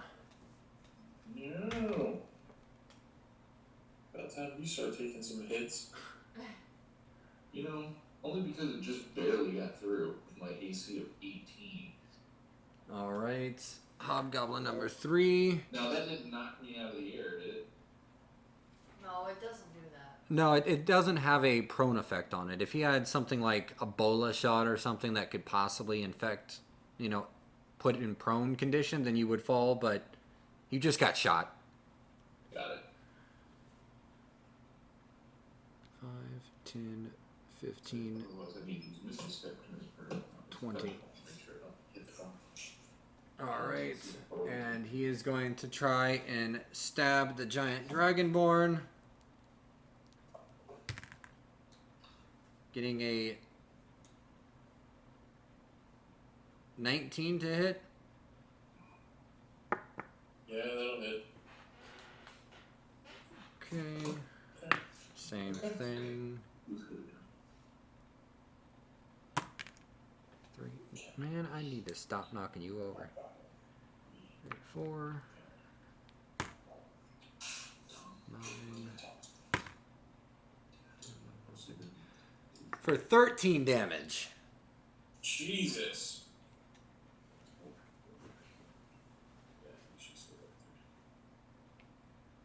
All right. And then after that, you hear some whimpering underneath the carriage. And we are back to the top of the round with Tom.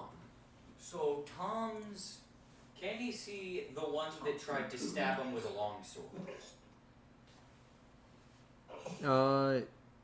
Yes. Everyone is outside of the darkness. You just can't see this guy from where the darkness is. He's going to try and hit him in the Technically, face. that guy. And he's going to try and hit him in the face with his shield. And Tom has advantage, correct? Yes, on this attack, he does have advantage. Crap, I don't have proficiency. No, you don't. That means you roll it twice and take the higher roll. I know what it does. Alright? Okay. I'm just checking that I don't add anything. Well, you still add your strength modifier. So I add my strength to the modifier. Just not your proficiency until you get that feat. Alright, I got 21 to hit. That hits. Was it a critical hit? No. Alright. I'll tell you if it's a critical. Alright. Roll damage. So now I'm hitting with a shield, so it's a d6, right? It should be a D6. Alright, d6 plus strength. So 7. You take 7 damage. Alright, and this one is 6. Yeah, so you smash him with your shield, and you hear a as his head goes the wrong way, and he falls over. Oh, That's what that our shanty tribe deserves. And I'm gonna yell angrily, and then look at the other one. Because there's another one right next to me. Yes. So I'm going to yell angrily, and then turn around and look at the other one. Okay. Nico, it is your turn. So, I'm using one of the 2 inspiration points I've been holding on to, and I'm throwing it at the captain with an attack of advantage. Okay.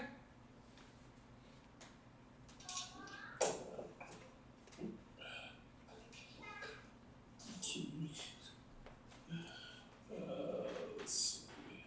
Let's see what we do bad. That's not good. 13. 13 does not hit. So you swing, and he just nimbly parries. You guys are just going back and forth. Then, as a bonus action, I'm gonna breath weapon the 2 that are in front of me. Okay. Yeah. Let's see. So it's 2. Let's do a D6. And they have to make dexterity saving throws, right? Yes, dex saving throw, and it's a 13 that they gotta beat. All right. So that's a 2 and 2. Okay, so Captain passes. Little one next to him does not pass. He actually critically fails. So what was the damage? The damage was 11. So you smoke this guy.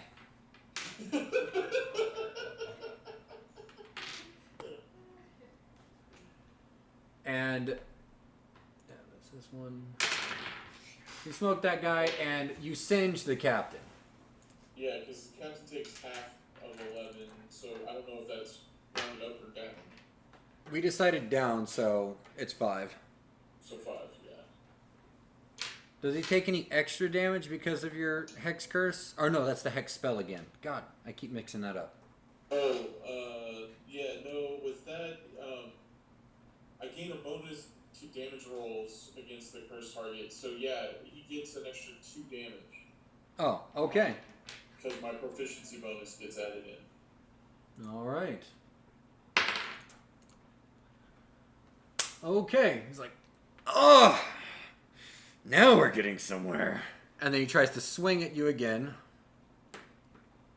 He fails. Critical fail. That's a 15 That's a fail. and a 18. The 18 will hit. All right, and his great sword is 2d6.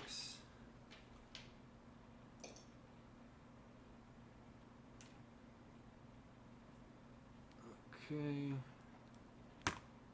6, 5, so that's 11. Oof. 11 damage? Oh, I'm not yet. 11, 15, 16, 17, 18, 19. 19 damage. Holy crap! What? Not that much. Wow. He's a little strong. They are known to be vicious. Hey, they're known to be vicious. I'm gonna focus on him. No, I'm trying to figure out how he did 4d6 worth of damage. So he's got his sword, and then hobgoblins, they're not goblins, they're better. They have a special ability called martial advantage, where once per turn, they can deal an extra amount of damage. Oh, that Once per sucks. turn? Okay. Well, Wow. yeah, I'm hurting something, something fierce.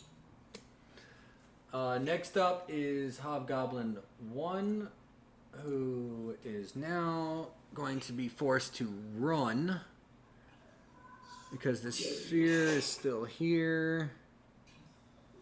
I don't even know if he can get in sight of anyone, maybe. 5, 10, 15, 20, 25, 30. Sphere of darkness? I'm not sure. Hey, Vora, what spell did you cast? Darkness. Darkness. So basically, only magical light can illuminate it from this point on. Even if you have dark vision, it's a no-go. Unless you're a warlock with devil sight, then you can see through it.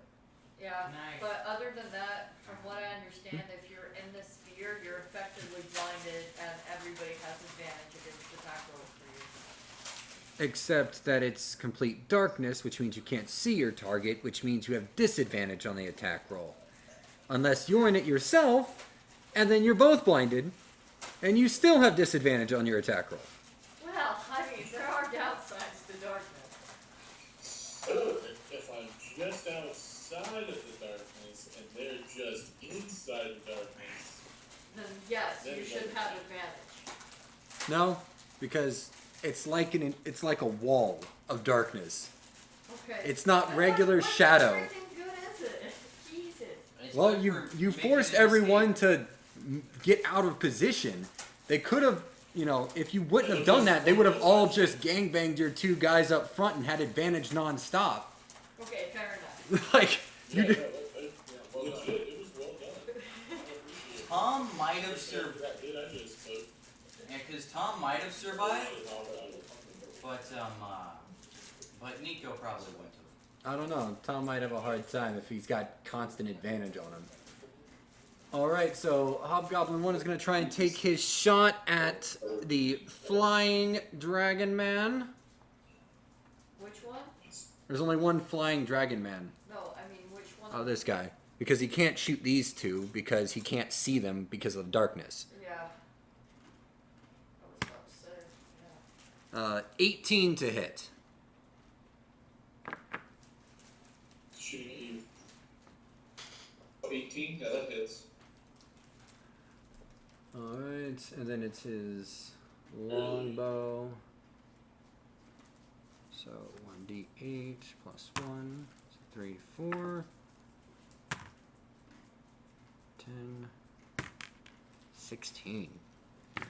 16 damage. Damn, He rolled really good on that one. I guess. 9. So Bubba. I'm supposed to take the hit. It is your turn. Alright, I'm a little upset. So, to the captain, I'm going to go ahead and firebolt him. Okay. So roll your attack roll.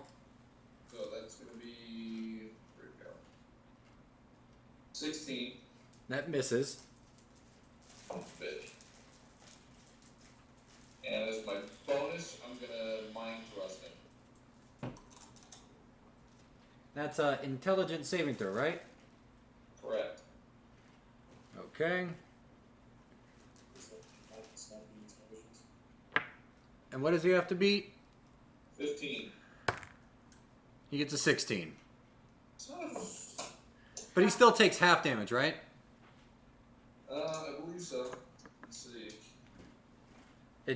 I think it's what, half damage and none of the other effects? So...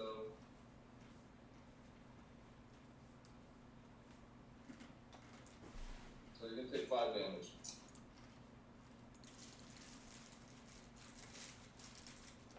Alright. Vora, it is your turn. Okay. Well, I'm gonna Tasha's mind whip the captain dude, Okay. and it's an intelligence saving throw, Yeah, so it should be whatever your spell save DC is. which is 15. He got a 9. Okay. Well, I guess I don't need to roll anything else then.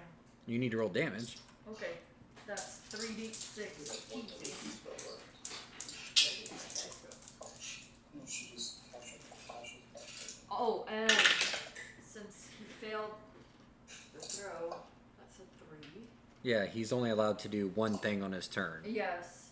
On the next turn, he can only do a move, an action, or a bonus action. Only one You of the talking 3. about the captain? Yes.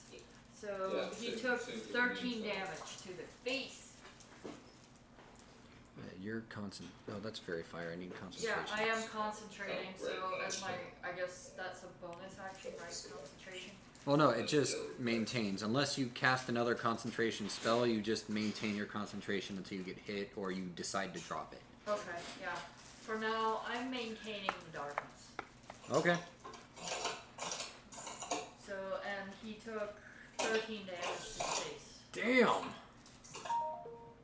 Yeah, Captain is looking rough right now. How much damage she just do? 13? Nice. Yeah, he's looking in a bad way. Yeah, that psychic damage is rough. Alright. Now, Hobgoblin 2, which is this guy. 5, 10, 15, 20, 25, 30. And he's going to go after the Dragonborn. He's not quite at a position to get advantage, so he has to be directly opposite, and he's not. He just ran out of move speed, so he's one space away from getting advantage. Awesome. Getting a 3. So he breaks, or no, he throws his sword on the ground, as he smacks into your shiny splint mail armor. I tripped it with my tail as he was running at me. Hobgoblin Those tails. 4 They come in handy. is going to... Let's see. 5, 10, 15, 20. He's going to try and maintain distance from that giant shield wall that is Tom. And try to shoot the other one. Me? Why is everyone hating me? Because you're the easier target. Is it because I burned the other one to a pile of ash really easily? Yeah, plus this is the guy that the captain said, fucking help me! So, Fair enough.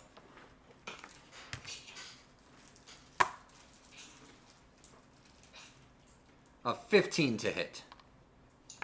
Does not. Alright, and that's his turn. And then Hobgoblin 3, our last Hobgoblin, is going to...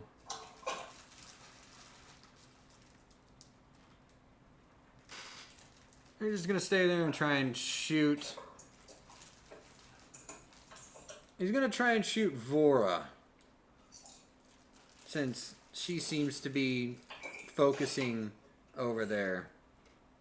I am. I'm concentrating so freaking hard.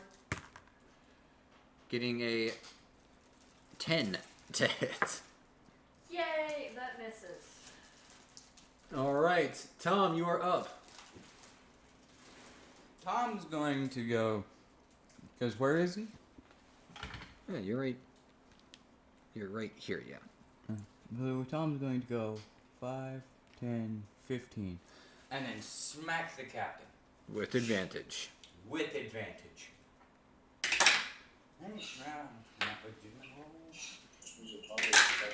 I will. So, 20. I don't think you can get I better than can't a roll 20. higher than 20. So I got a 24 to hit. That hits. Is it a critical? I said I will let you know if it's a critical. I'm doing a whopping 5 damage. 5 damage. Alright.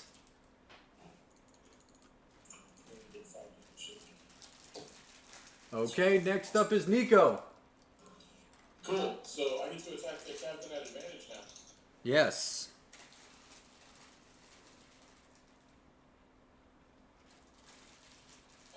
Now, here's my question. I know we're doing the criticals if it's like 10 above or whatever, but with that Hexblade's curse, it does a critical on a 19 or a 20, and I did roll a 19. So then we would say if it's 10 or 9 above. Okay. Well, the total hit then would be a 26. I'm not sure if that's 9 above.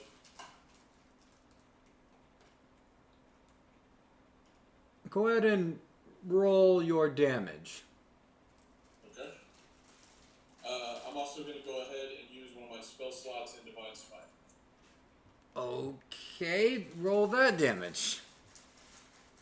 I think he's so dead, isn't he? He's got Dragonborn. Oh, he pissed me off with that hit.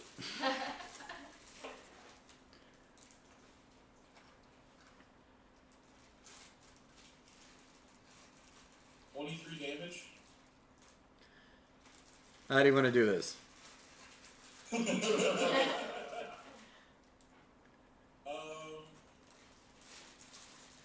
Did you ever see Rob Roy with Liam Neeson, where he played the Scottish dude? He ends up in a sword fight at the end of the movie, and they're basically using like Scottish broadswords.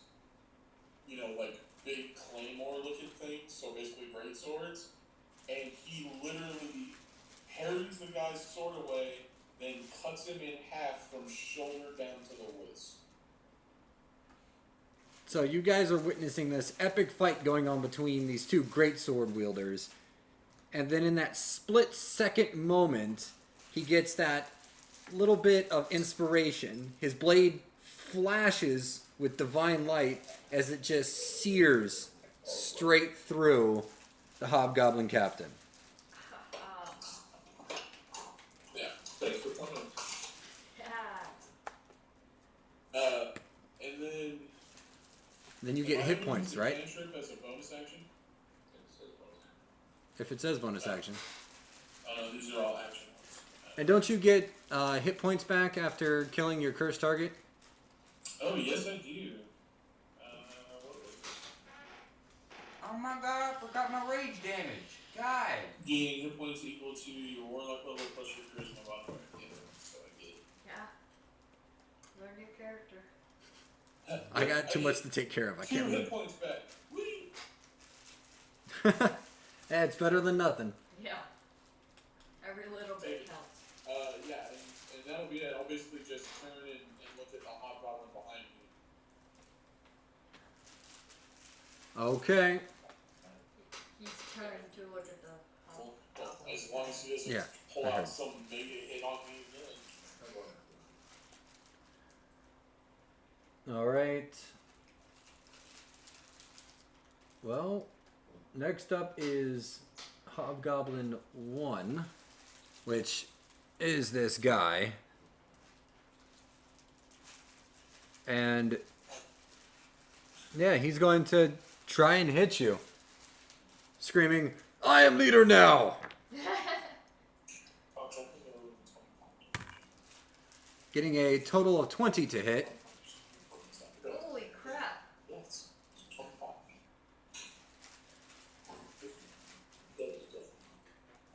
One shot.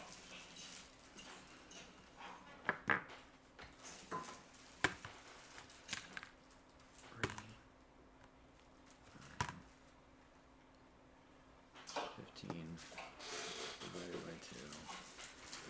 So, he had a 20 to hit on you, Nico. And he did have a total of 15 damage. But, because he had to recover from his critical fail last time, he only ended up doing 7 damage to you. Okay. Still not happy about it. Bubba, it is your turn.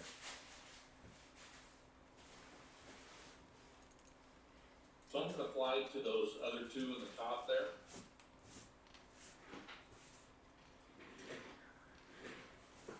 That's And I'm gonna go up and cast a splash them. okay. That's a dex save. That is a dex save. Also, you being on for the spell. I am. Nice. Okay, blast guy.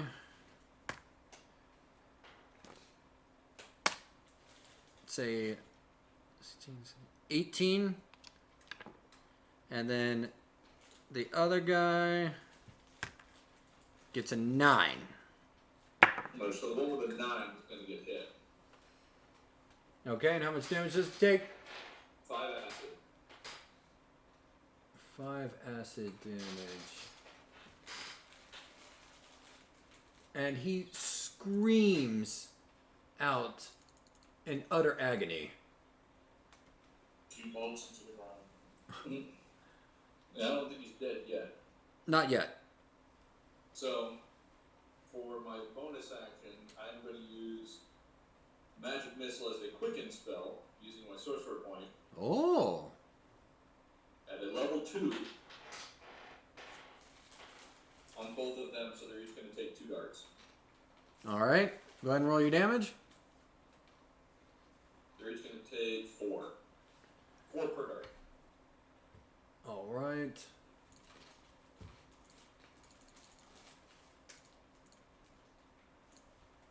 So this one gets horribly maimed by the acid and then just gets pierced by one of these magic missiles and he falls over dead.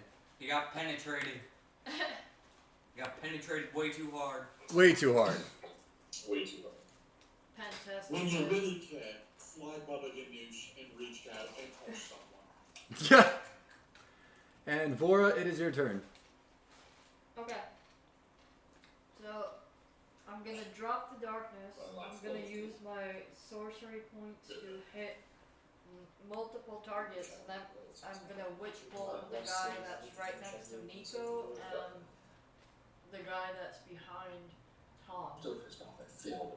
How far does Witch Bolt go? 30 feet. 15, 20, 25, 30. Yeah. You'd have to get right up next to this guy in order to reach that guy. Okay, then I'll do that. Okay, so this attack will have disadvantage, and that attack will still be normal. Damn it. But, okay. Alright, I'm Wait, gonna so I witch get to bolt. attack that guy at advantage now? Yay! Or no, because, yeah, so you would just be a straight roll for both of them. Okay. Because you have big ol' Nico over here. Okay. Range spell attack. Oh, look. 17 See this? plus 7 is what? Yeah, that hits. 24. Okay, and for the second one? Oh, I need to do You know it there for are some each. holes. Right. 6 plus 7. 14 for the other one. 14 total? Yeah.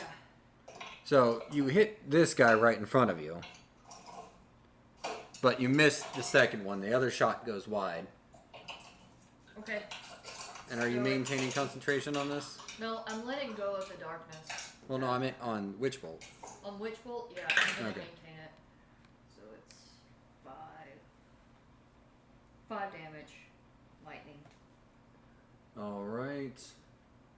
To Hobgoblin 1. Alright. And then Hobgoblin 2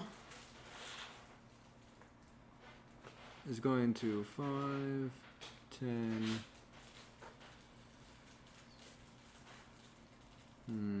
He's trying to stay away from Tom because Tom's scary. Tom's gonna go hunt him down next round. Yeah, he's just gonna charge right at Tom. And say, "For the glory of the Urukai!" Or the Ushani.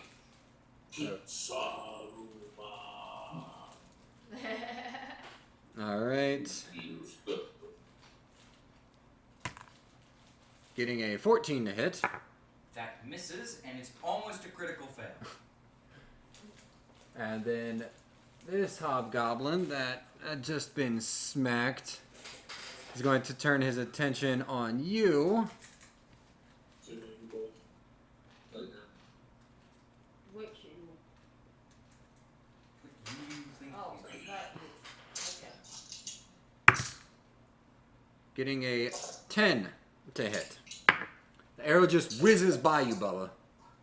Almost a critical fail. Alright, Tom, it is your turn. So the one that just attacked me, I'm going to smack him in the face. Okay. Go ahead and roll your attack. So with my strength, that's a 15 to hit. That misses. That misses. Now I'm pissed off. What can I do as my bonus action? I mean, typically Barbarian's Rage is a bonus action, but you're already raging, so... Although you did not get hit last round, and you did not hit anything this round. So if you don't rage, your rage will drop. I'm going to instantly rage again because I missed. Okay. Need you to roll me a d8. Alright.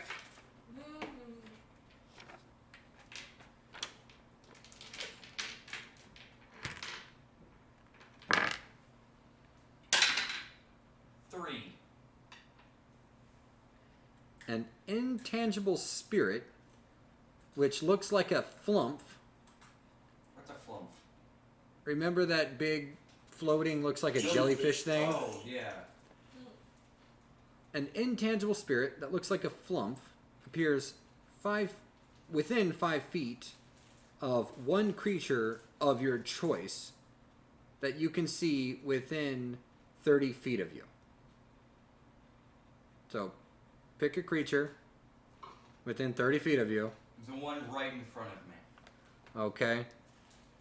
So, the flump is going to appear right there. And is that the end of your turn? Sure. Yeah. At the end of your current turn, the spirit explodes, and each creature within 5 feet of it must make a dexterity saving throw or take 1d6 force damage. Summon the dirigible bomb. Much. Okay, so Huh. So that's what that does. I don't know what it's supposed to succeed on. What is your... Do you have a spellcasting DC? Spell save DC? No. It's at the bottom. I know where it's supposed to be, and it's not there. Okay, so then we're going to say it's a base 10. And he gets 10! So he succeeded. It blows up, and he dodges out of the way. Until your rage ends, you can use this effect again, summoning another spirit on each of your turns as a bonus action. Remember that. So he gets to summon explosives. That's a horrible idea to let Tom do. Tom, yeah. Tom gets to summon explosives. Yeah. Nico, it is your turn. Yeah, I'm gonna go ahead and enjoy attacking that advantage. The hobgoblin that decided to smack me again anyway.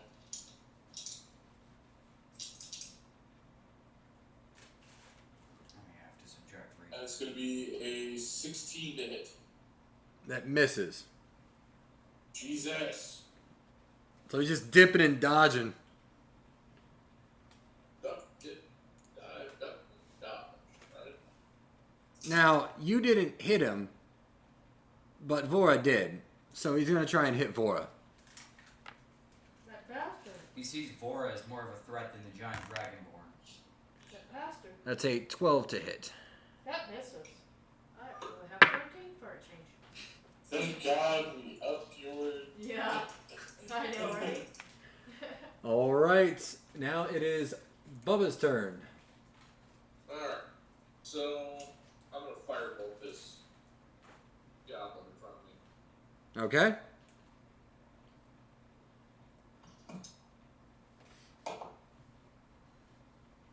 It's gonna be 20, 22, 23 actually. That hits. Roll damage. That's gonna be 10. Really? So, he's only gonna take 3. All right. You smack into him with those 3 points of damage. Yeah, he's not looking too well right now. Still don't like the fact that he's alive, so I'm gonna go ahead and use another sorcerer point to use magic missile on a level 1 spell. Okay. Go ahead and roll damage. Yeah, I don't like the fact he's still alive. Really? He's gonna take 2 damage from each missile. So 6 total. 6 total. So, how do the missiles kill him? Ugh. He had 1 point left. So He had 4.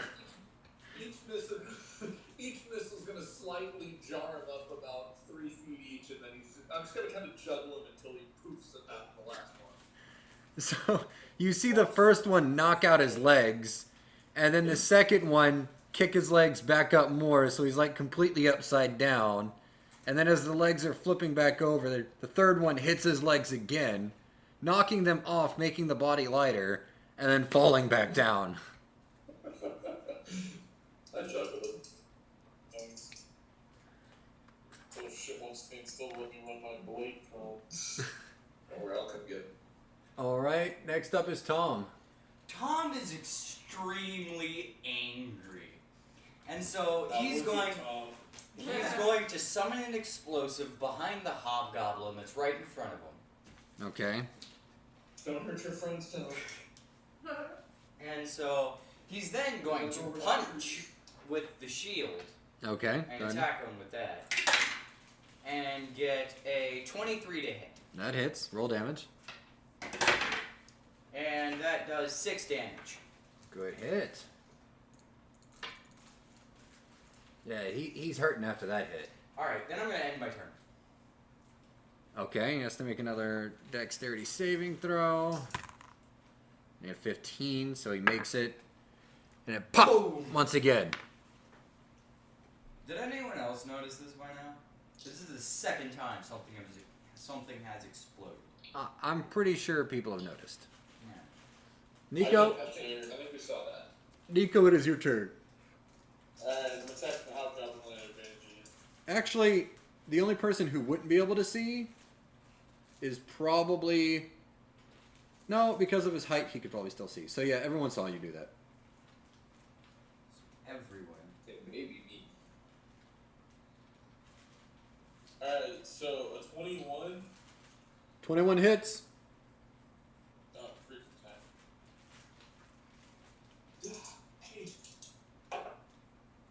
And we're gonna go ahead and deal 7 damage to him. And how does he die? With his head off of his shoulders. Because I finally just catch him as he's juking. I'm swinging, he's ducking, diving, and I catch him on an upswing right as he goes into it and just lop his head off.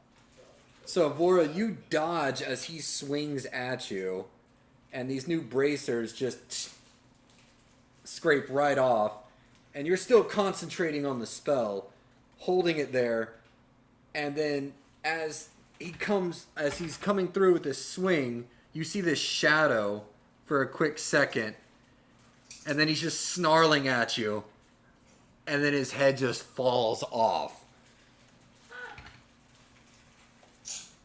That's what he deserves. Teach you to dodge me. Bitch. All right, next is Dead. Bubba. Dead. Who we got left? Just that guy down there at the bottom? And one Tom's fight. Okay. Let's go ahead and fly toward Tom. We're gonna firebolt it. The one that Tom keeps making explosive friends with. He's really resistant to explosives. He's nimble. Sure is. And he's got one heck of an armor class.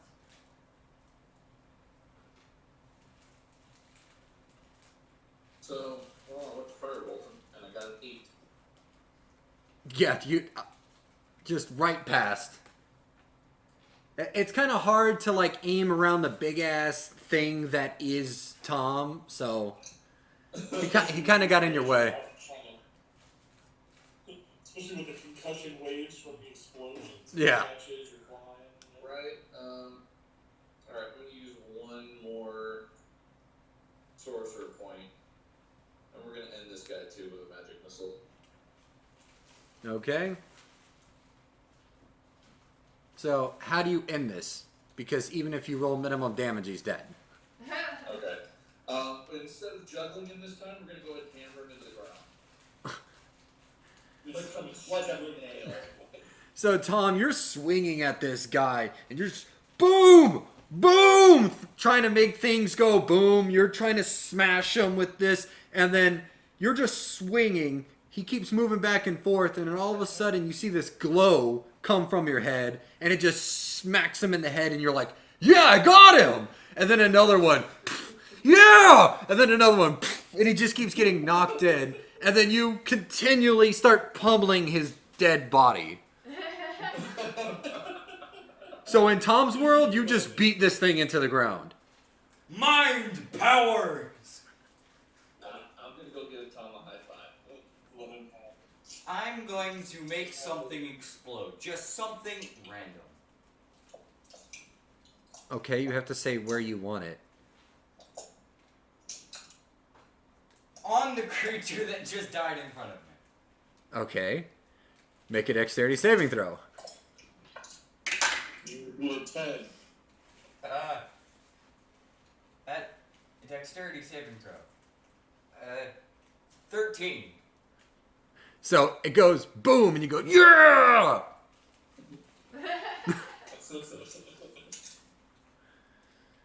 And then you feel a little bit calmer. Those hobgoblins were, fuck. The shield does. The shield combo does like no damage.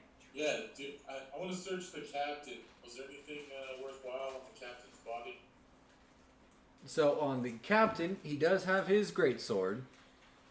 It looks to be in similar condition to what you have. So nothing special along with that. It seemed to be more of his training that he was benefiting from. But other than the wolf furs that they have, I mean, you could probably sell all the wolf furs for like a gold. They're not in the best condition. They're more savages. Yeah. And this Yeah, is I when didn't know if he had any trinkets or treasures on him from other caravans that he might have robbed. this is when you hear a oh my goodness, thank God. And then scrambling out from beneath the cart and brushing themselves off is a stout human in what would have been very nice clothes, but are completely covered in blood and dirt and just filthy. Like, you two are fired! As he screams back at the cart and then grabs your hand because you're the closest. It's like, thank you. Thank you so much. I thought I was going to die. You're welcome. They did most of the work. As I take my hand back. As I smile with big teeth. This is our home. The high elf that's screaming Don't mind triumphantly. him. He's just simple. Yeah, Tom's just screaming triumphantly. He's Rory. That's awesome. Is there anyone in your caravan that I can buy horses from? As you can see, mine kind of were killed. I'll pay. Tom can pull the wagon. I would be perfectly fine with Honestly, I that. don't know if we have anybody who's selling horses in the caravan. Because Tom would be perfectly For a fine. fee, Tom can pull the wagon. It could be strength training. Yeah, Tom would be 100% fine with pulling the wagon. Well, if you join us, he'll pull your For the wagon price of for a you. horse. Yeah, you have to pay on the price of a horse. Like, Yeah. If no one's selling horses in the caravan, then yes, he can pull it for the price of a horse. Yeah, pay the price of a horse. Oh, of course. Here. And then he reaches into his, well, what remains of his cart. And he's digging through, and he pulls out 50 gold and hands it to Tom. Tom takes it, There you go, Tom. and Tom takes it.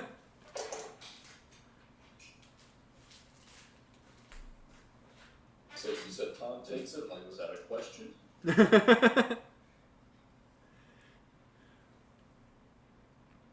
So you guys have survived that deadly encounter. Nice. That was a deadly encounter? Yes.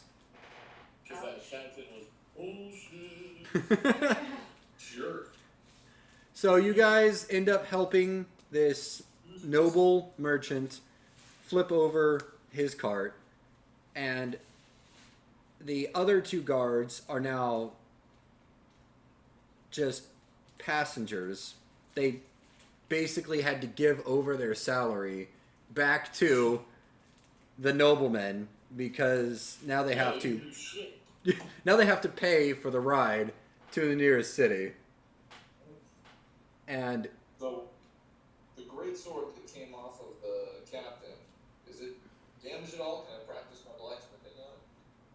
You could definitely use it to melt down and reforge into other blades and stuff like that. Absolutely. Does Tom want to use it, or is it better than his axe he's using? I'm using a +1 great axe that's magically enchanted. Then probably not. Okay, so yeah, I'm definitely going to use that if you guys are willing to let me use it. Then take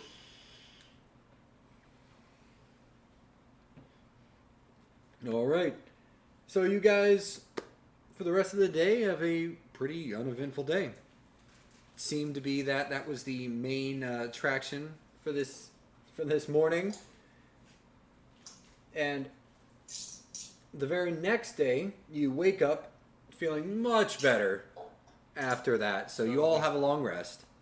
Hell Yay! Hey, where did I put All my temporary hit points are Well, gone. because it's funny, because Shreve's like, that was my last level too, and I'm like, don't worry about it. After this, we're going to get a long rest anyway. You're going to have it right back.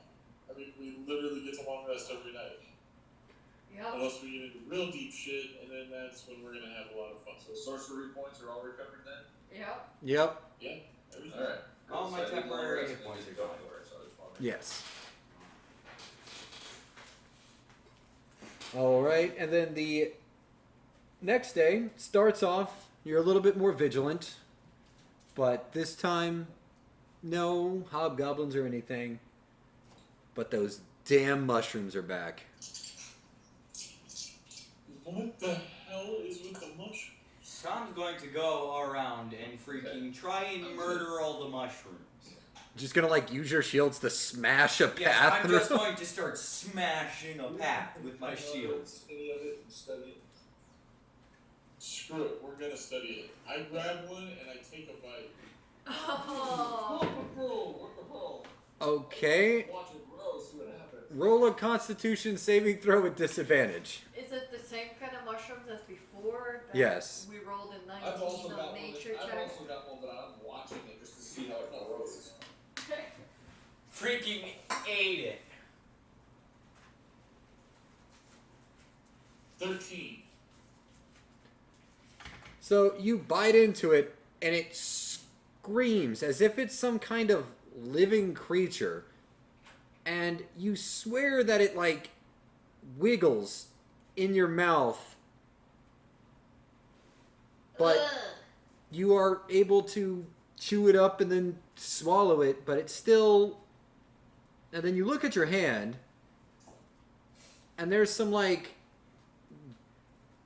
black ichor that's dripping out of this bite wound that you put in it, and it's just sort of going over your hand like tar. Okay, I'm just gonna watch the one that I have and just watch it as it grows. Because I'm curious to see what it is.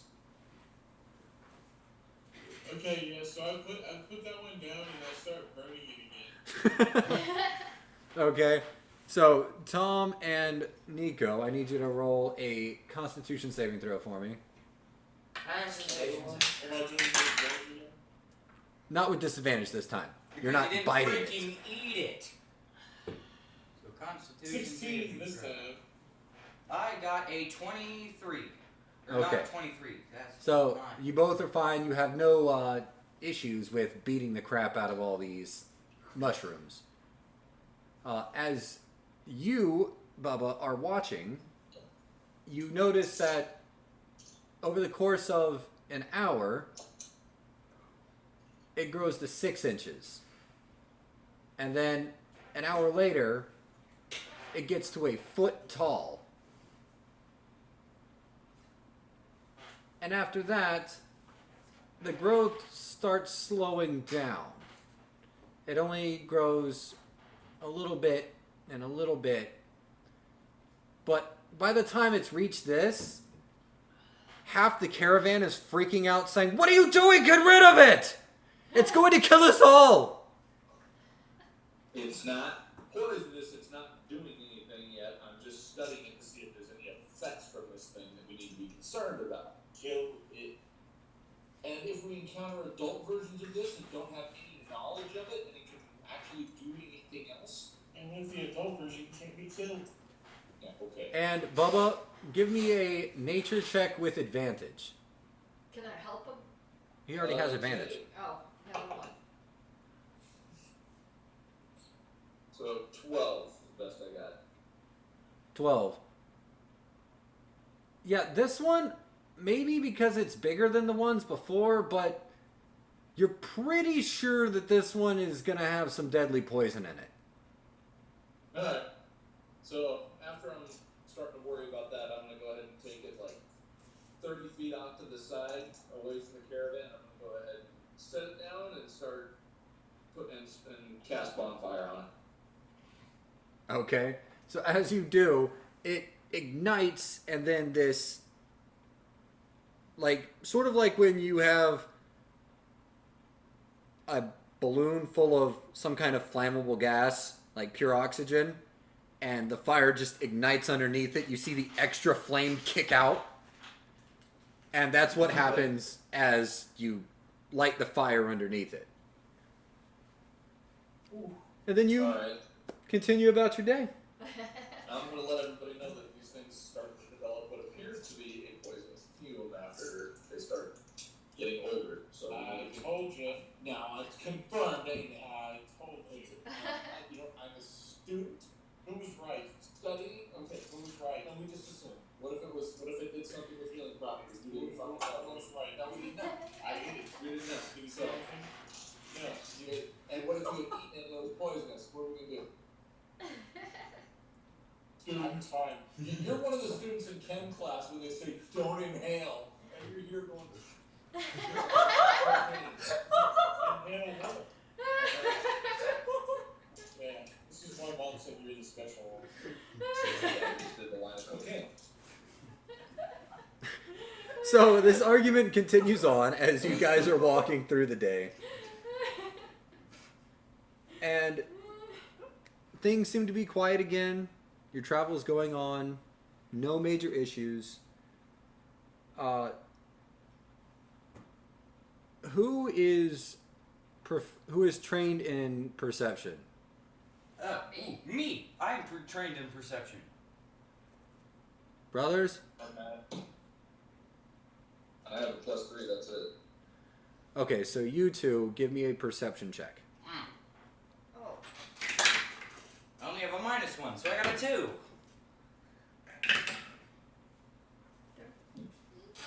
Bora and Tom are frozen. we're frozen. Tom is having so much fun pulling the cart. Yeah. And I just have so much fun following along. So I'm curious, did they put the bit in his mouth too? Tom would not have liked that whatsoever. He like I- grabbed the thing. I and think they just pulled. put like the horse harness around him and like strapped him up. Yeah. And so he's just moving. So 13.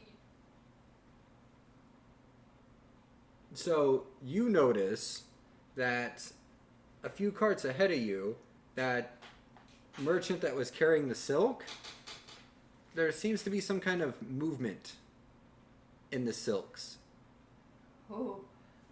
I'm gonna let the party know that, hey, there seems to be movement going on in that cart. That's 1, 2, 3 ahead of us. The silk guy. There's something moving in his cart. So I'm gonna fly ahead and go to the cart and see if I can't pull the switch up and see what it is.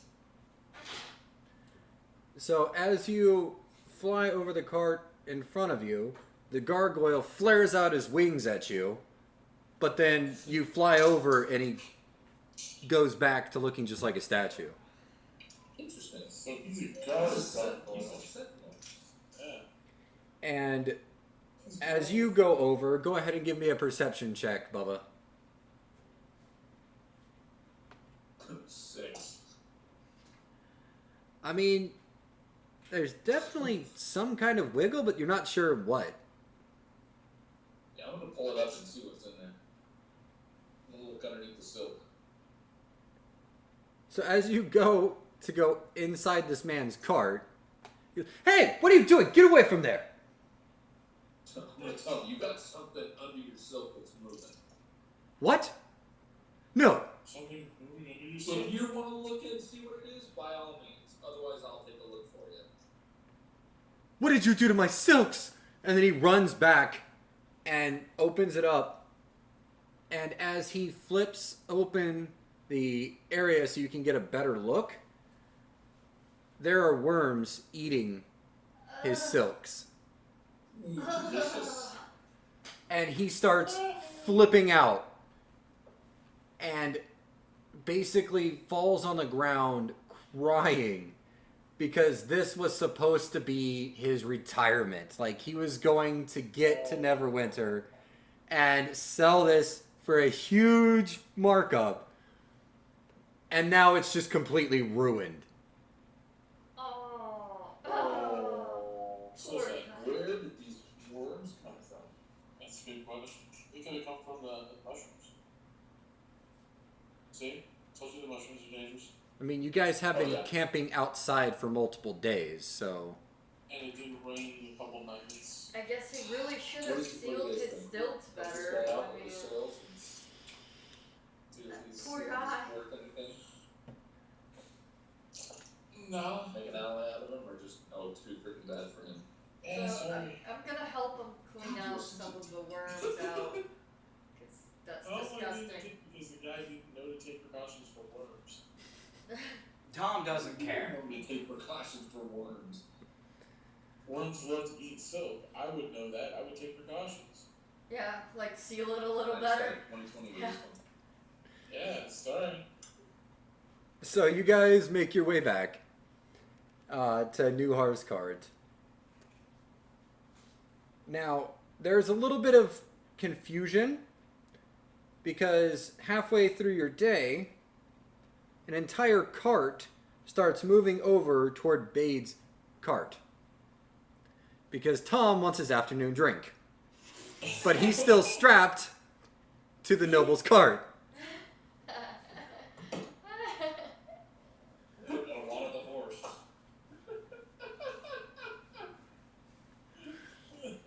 Oh, I'm sorry, that's awesome. I could just see this image of this on the cartoon line, all of a sudden just see this one. Yeah, because he's been walking behind Newhar's cart since you guys picked up the nobleman, just to make it easier so you guys could all stay together. But here's the problem. If he gets hammered drunk, is he going to still be able to pull this thing? Yeah. Or are we going to need to make camp? Oh no, this is just Make a Constitution saving throw. Alright. Constitution saving. We may not be able to pull this thing, we might have to make camp.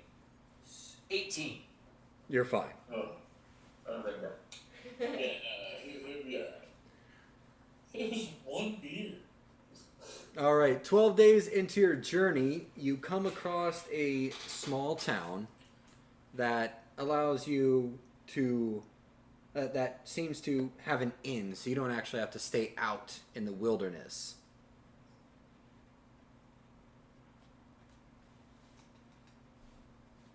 And here is where the nobleman thanks you for your services and says that he will hire someone in town to take him home. Nice. And does he pay the 50 gold? He already gave him a 50. Yeah. Okay. Well, at least you don't have to pull a wagon anymore. Tom No was more fine with it. confusion for the rest of their parts. Come on, what's that? What? But Oh, we are a band of misfits at this point. We're Yeah. known for it. So it starts to rain and pour that evening.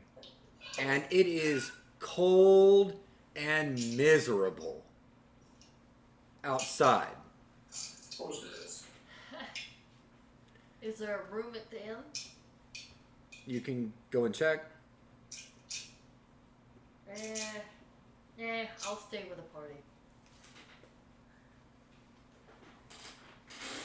Yeah, don't it's have all a still chair. the caravan, right? Yes, but you normally camp out, and it's been, pretty pleasant for the last, 10, 11 days. But tonight, it comes down in sheets, and it's raining cats and dogs, and it is fucking cold. how fine is Tom during this? Well, your homeland is very warm, so you would not be happy.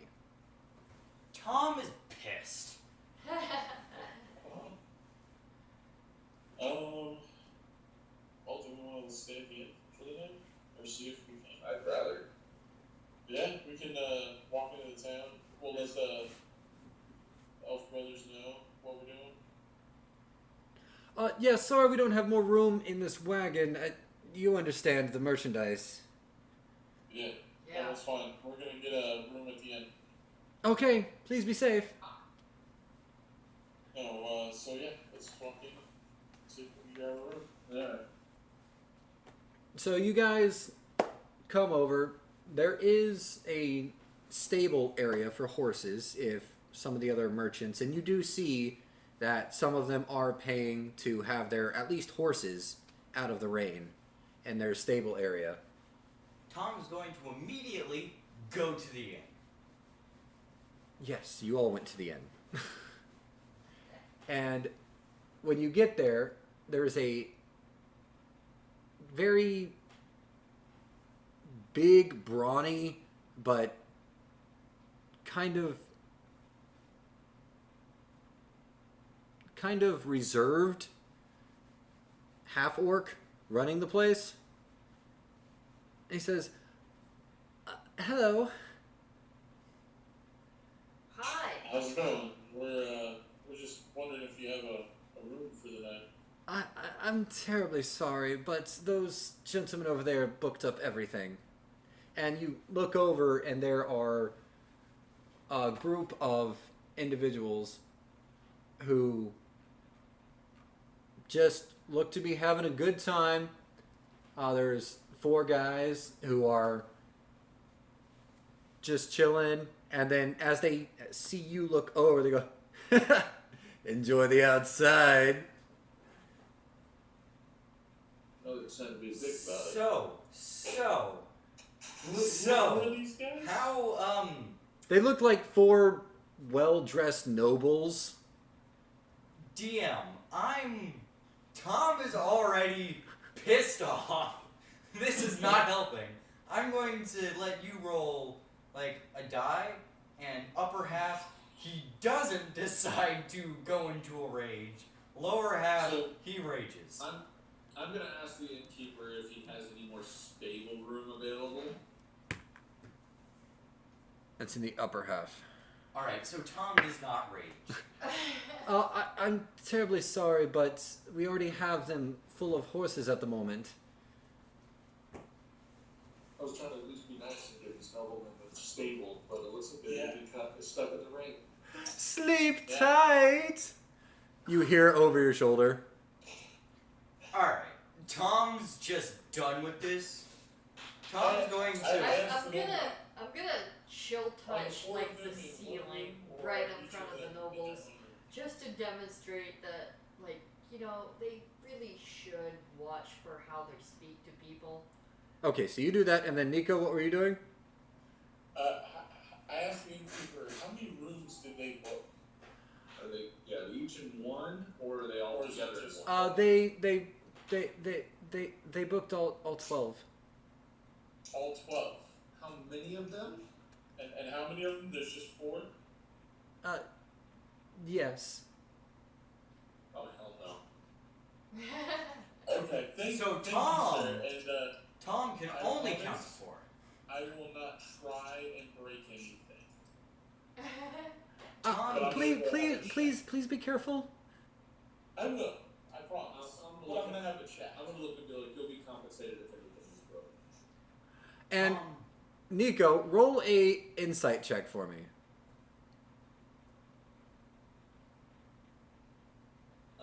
22. You can tell he's not nervous about his place. He's nervous about you actually getting hurt. Okay.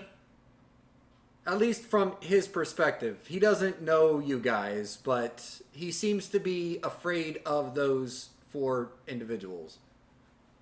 Totally fine with that. Got it. Totally understand. I tried to give him just a reassuring smile. So Tom. With your big ass dragon mouth. As I just kind of tap my great shoulder. And then over your shoulder you hear, ooh, scary. So Tom's going to immediately go into a rage. Tom is now freaking done. And he's going to go into a rage and try and beat the ever-living crap out of those people. And that's where we'll pick up next week. Though I was still chill touching the ceiling. I know, and their response to that was, ooh, scary. They're about... Crap out of these noblemen. Yeah, they're about... Alright. All these chads are I'm gonna gonna get it. walk right by you. Thank you for paying for our room. And just start stepping into one of them. Alright. Oh no, I'm gonna walk up and I'm gonna say, okay, which one of you's coughing up the 4 keys? No, Tom's into a rage. He's going to try and beat the ever-living crap out of all of them. We can try to act first. Well, no. Tom. Tom was already pissed. Yeah. He was not going to deal with these people. We were doing So he's going so to- good, and then we lost Tom again. Yeah, and then Tom. I'm sorry, I'm with Tom on this. You know what? It's time we murder Hobo a little bit. Yeah. We're pleasant. We try to find other ways out. We could have killed those guards, but no. What did we do? We found a way to sneak around them, didn't we? We found a way to get past them so we didn't have to fight all the time. No, this I get time. it. They opened their mouth. I get it. Alright. And for that deadly combat, you guys each receive. Let's see. Oh, shh. And then you're supposed to get the other stuff for the other stuff. Oh. The stuff, of course. Yes, all of the stuff. And the things. Don't forget the things. The stuff and the things, yes. That's weird. Okay, so There first. you went through 1, 2, 3. So you each. Oh wow. You each get 900 XP Oh. Wow. Each? each. Wow. Oh, yeah. All right. So we should all be at 5212 now? Does that push you over to the next level? No, we're yeah. still 1,000 That's experience and away from level 5. Oh, that's not too far. Yeah, because we're 1,288. Yeah, I mean that was a deadly encounter. Like it was legitimately considered a deadly encounter. Yeah, Tom I didn't. felt it. Tom didn't take a single point of damage, and he didn't do any damage because he couldn't freaking hit anything. That's because you were lucky. You were a lucky Tom. No one wanted to attack the giant high elf. So lucky. I did roll an extra D6 for mental and stuff. So, no, that was good. Well, I'm glad you guys had fun. I'm glad we could actually get it recorded this time and be able I'm looking to. forward to killing the Chads next week. Yeah. Yeah, they're kind of dicks. I mean, they're kind of dicks. Yeah, You know, they're. you know what I think is going to be great too is I love how they're taunting me back like, ooh, we're so scared. But I have a feeling they're going to be absolute just pussies. And I'm sure they probably will be. They're probably just paying everything off for their entire lives. Never had to worry about fighting. or just using their name. Right? Yeah, they're just like Tom, but without knowing how to fight. So nothing like Tom. Yeah, because Tom. Yeah, that's not. Tom is the only kind of noble that doesn't get hanged. Yeah, that's a good point. Because Tom doesn't care about status or anything because he doesn't know about status. That's because Tom just wants to have a beer with you. He doesn't Yeah. care. Tom was that one noble that everyone liked. Thank you so Most- much for most of joining the in, guys. I hope you had fun, and I will see you next week. I'm trying to get another friend to join, but she was a little skittish this time, so maybe next time she will want to join. She wanted to play And hopefully she won't be the Tarask person, because that would be awkward for the campaign if we had a Tarask. It's another joke. It was one where people were trying to say, oh, I have a friend. Can they join? Oh, yeah. The DM says, oh, yeah, sure. Guy's like, okay, cool. And then the new friend comes in. New person says, okay, so do I need to create a character? DM goes, don't worry about that. You're just going to be using a stat block today. And just so you can get the feel of combat. And here you go. All right, everybody, get ready. And then the new person sits down and goes, what is a Tarak? And the rest of the party looks at the DM and goes, you son of a bitch. And just for the record, Tarask is basically one of those creatures that's like the strongest in the D&D universe, the destroyer of worlds kind of thing. So like when the cat, when Kage was jumping up on the board. yeah, we called him that because he basically clears out terrain and so on and so forth. But Tarask is basically one of those unbeatable freaking what the fuck kind of thing. It's and a CR 30. Yeah, and there's one per world. So one Tarask exists in every D&D world. It's like Godzilla. And Think of the Godzilla. max level you can get is 20. That's gross. Yeah, I know, right? Well, thank you so much for joining in. And I hope to see you guys next week. Yep. Fight. Later.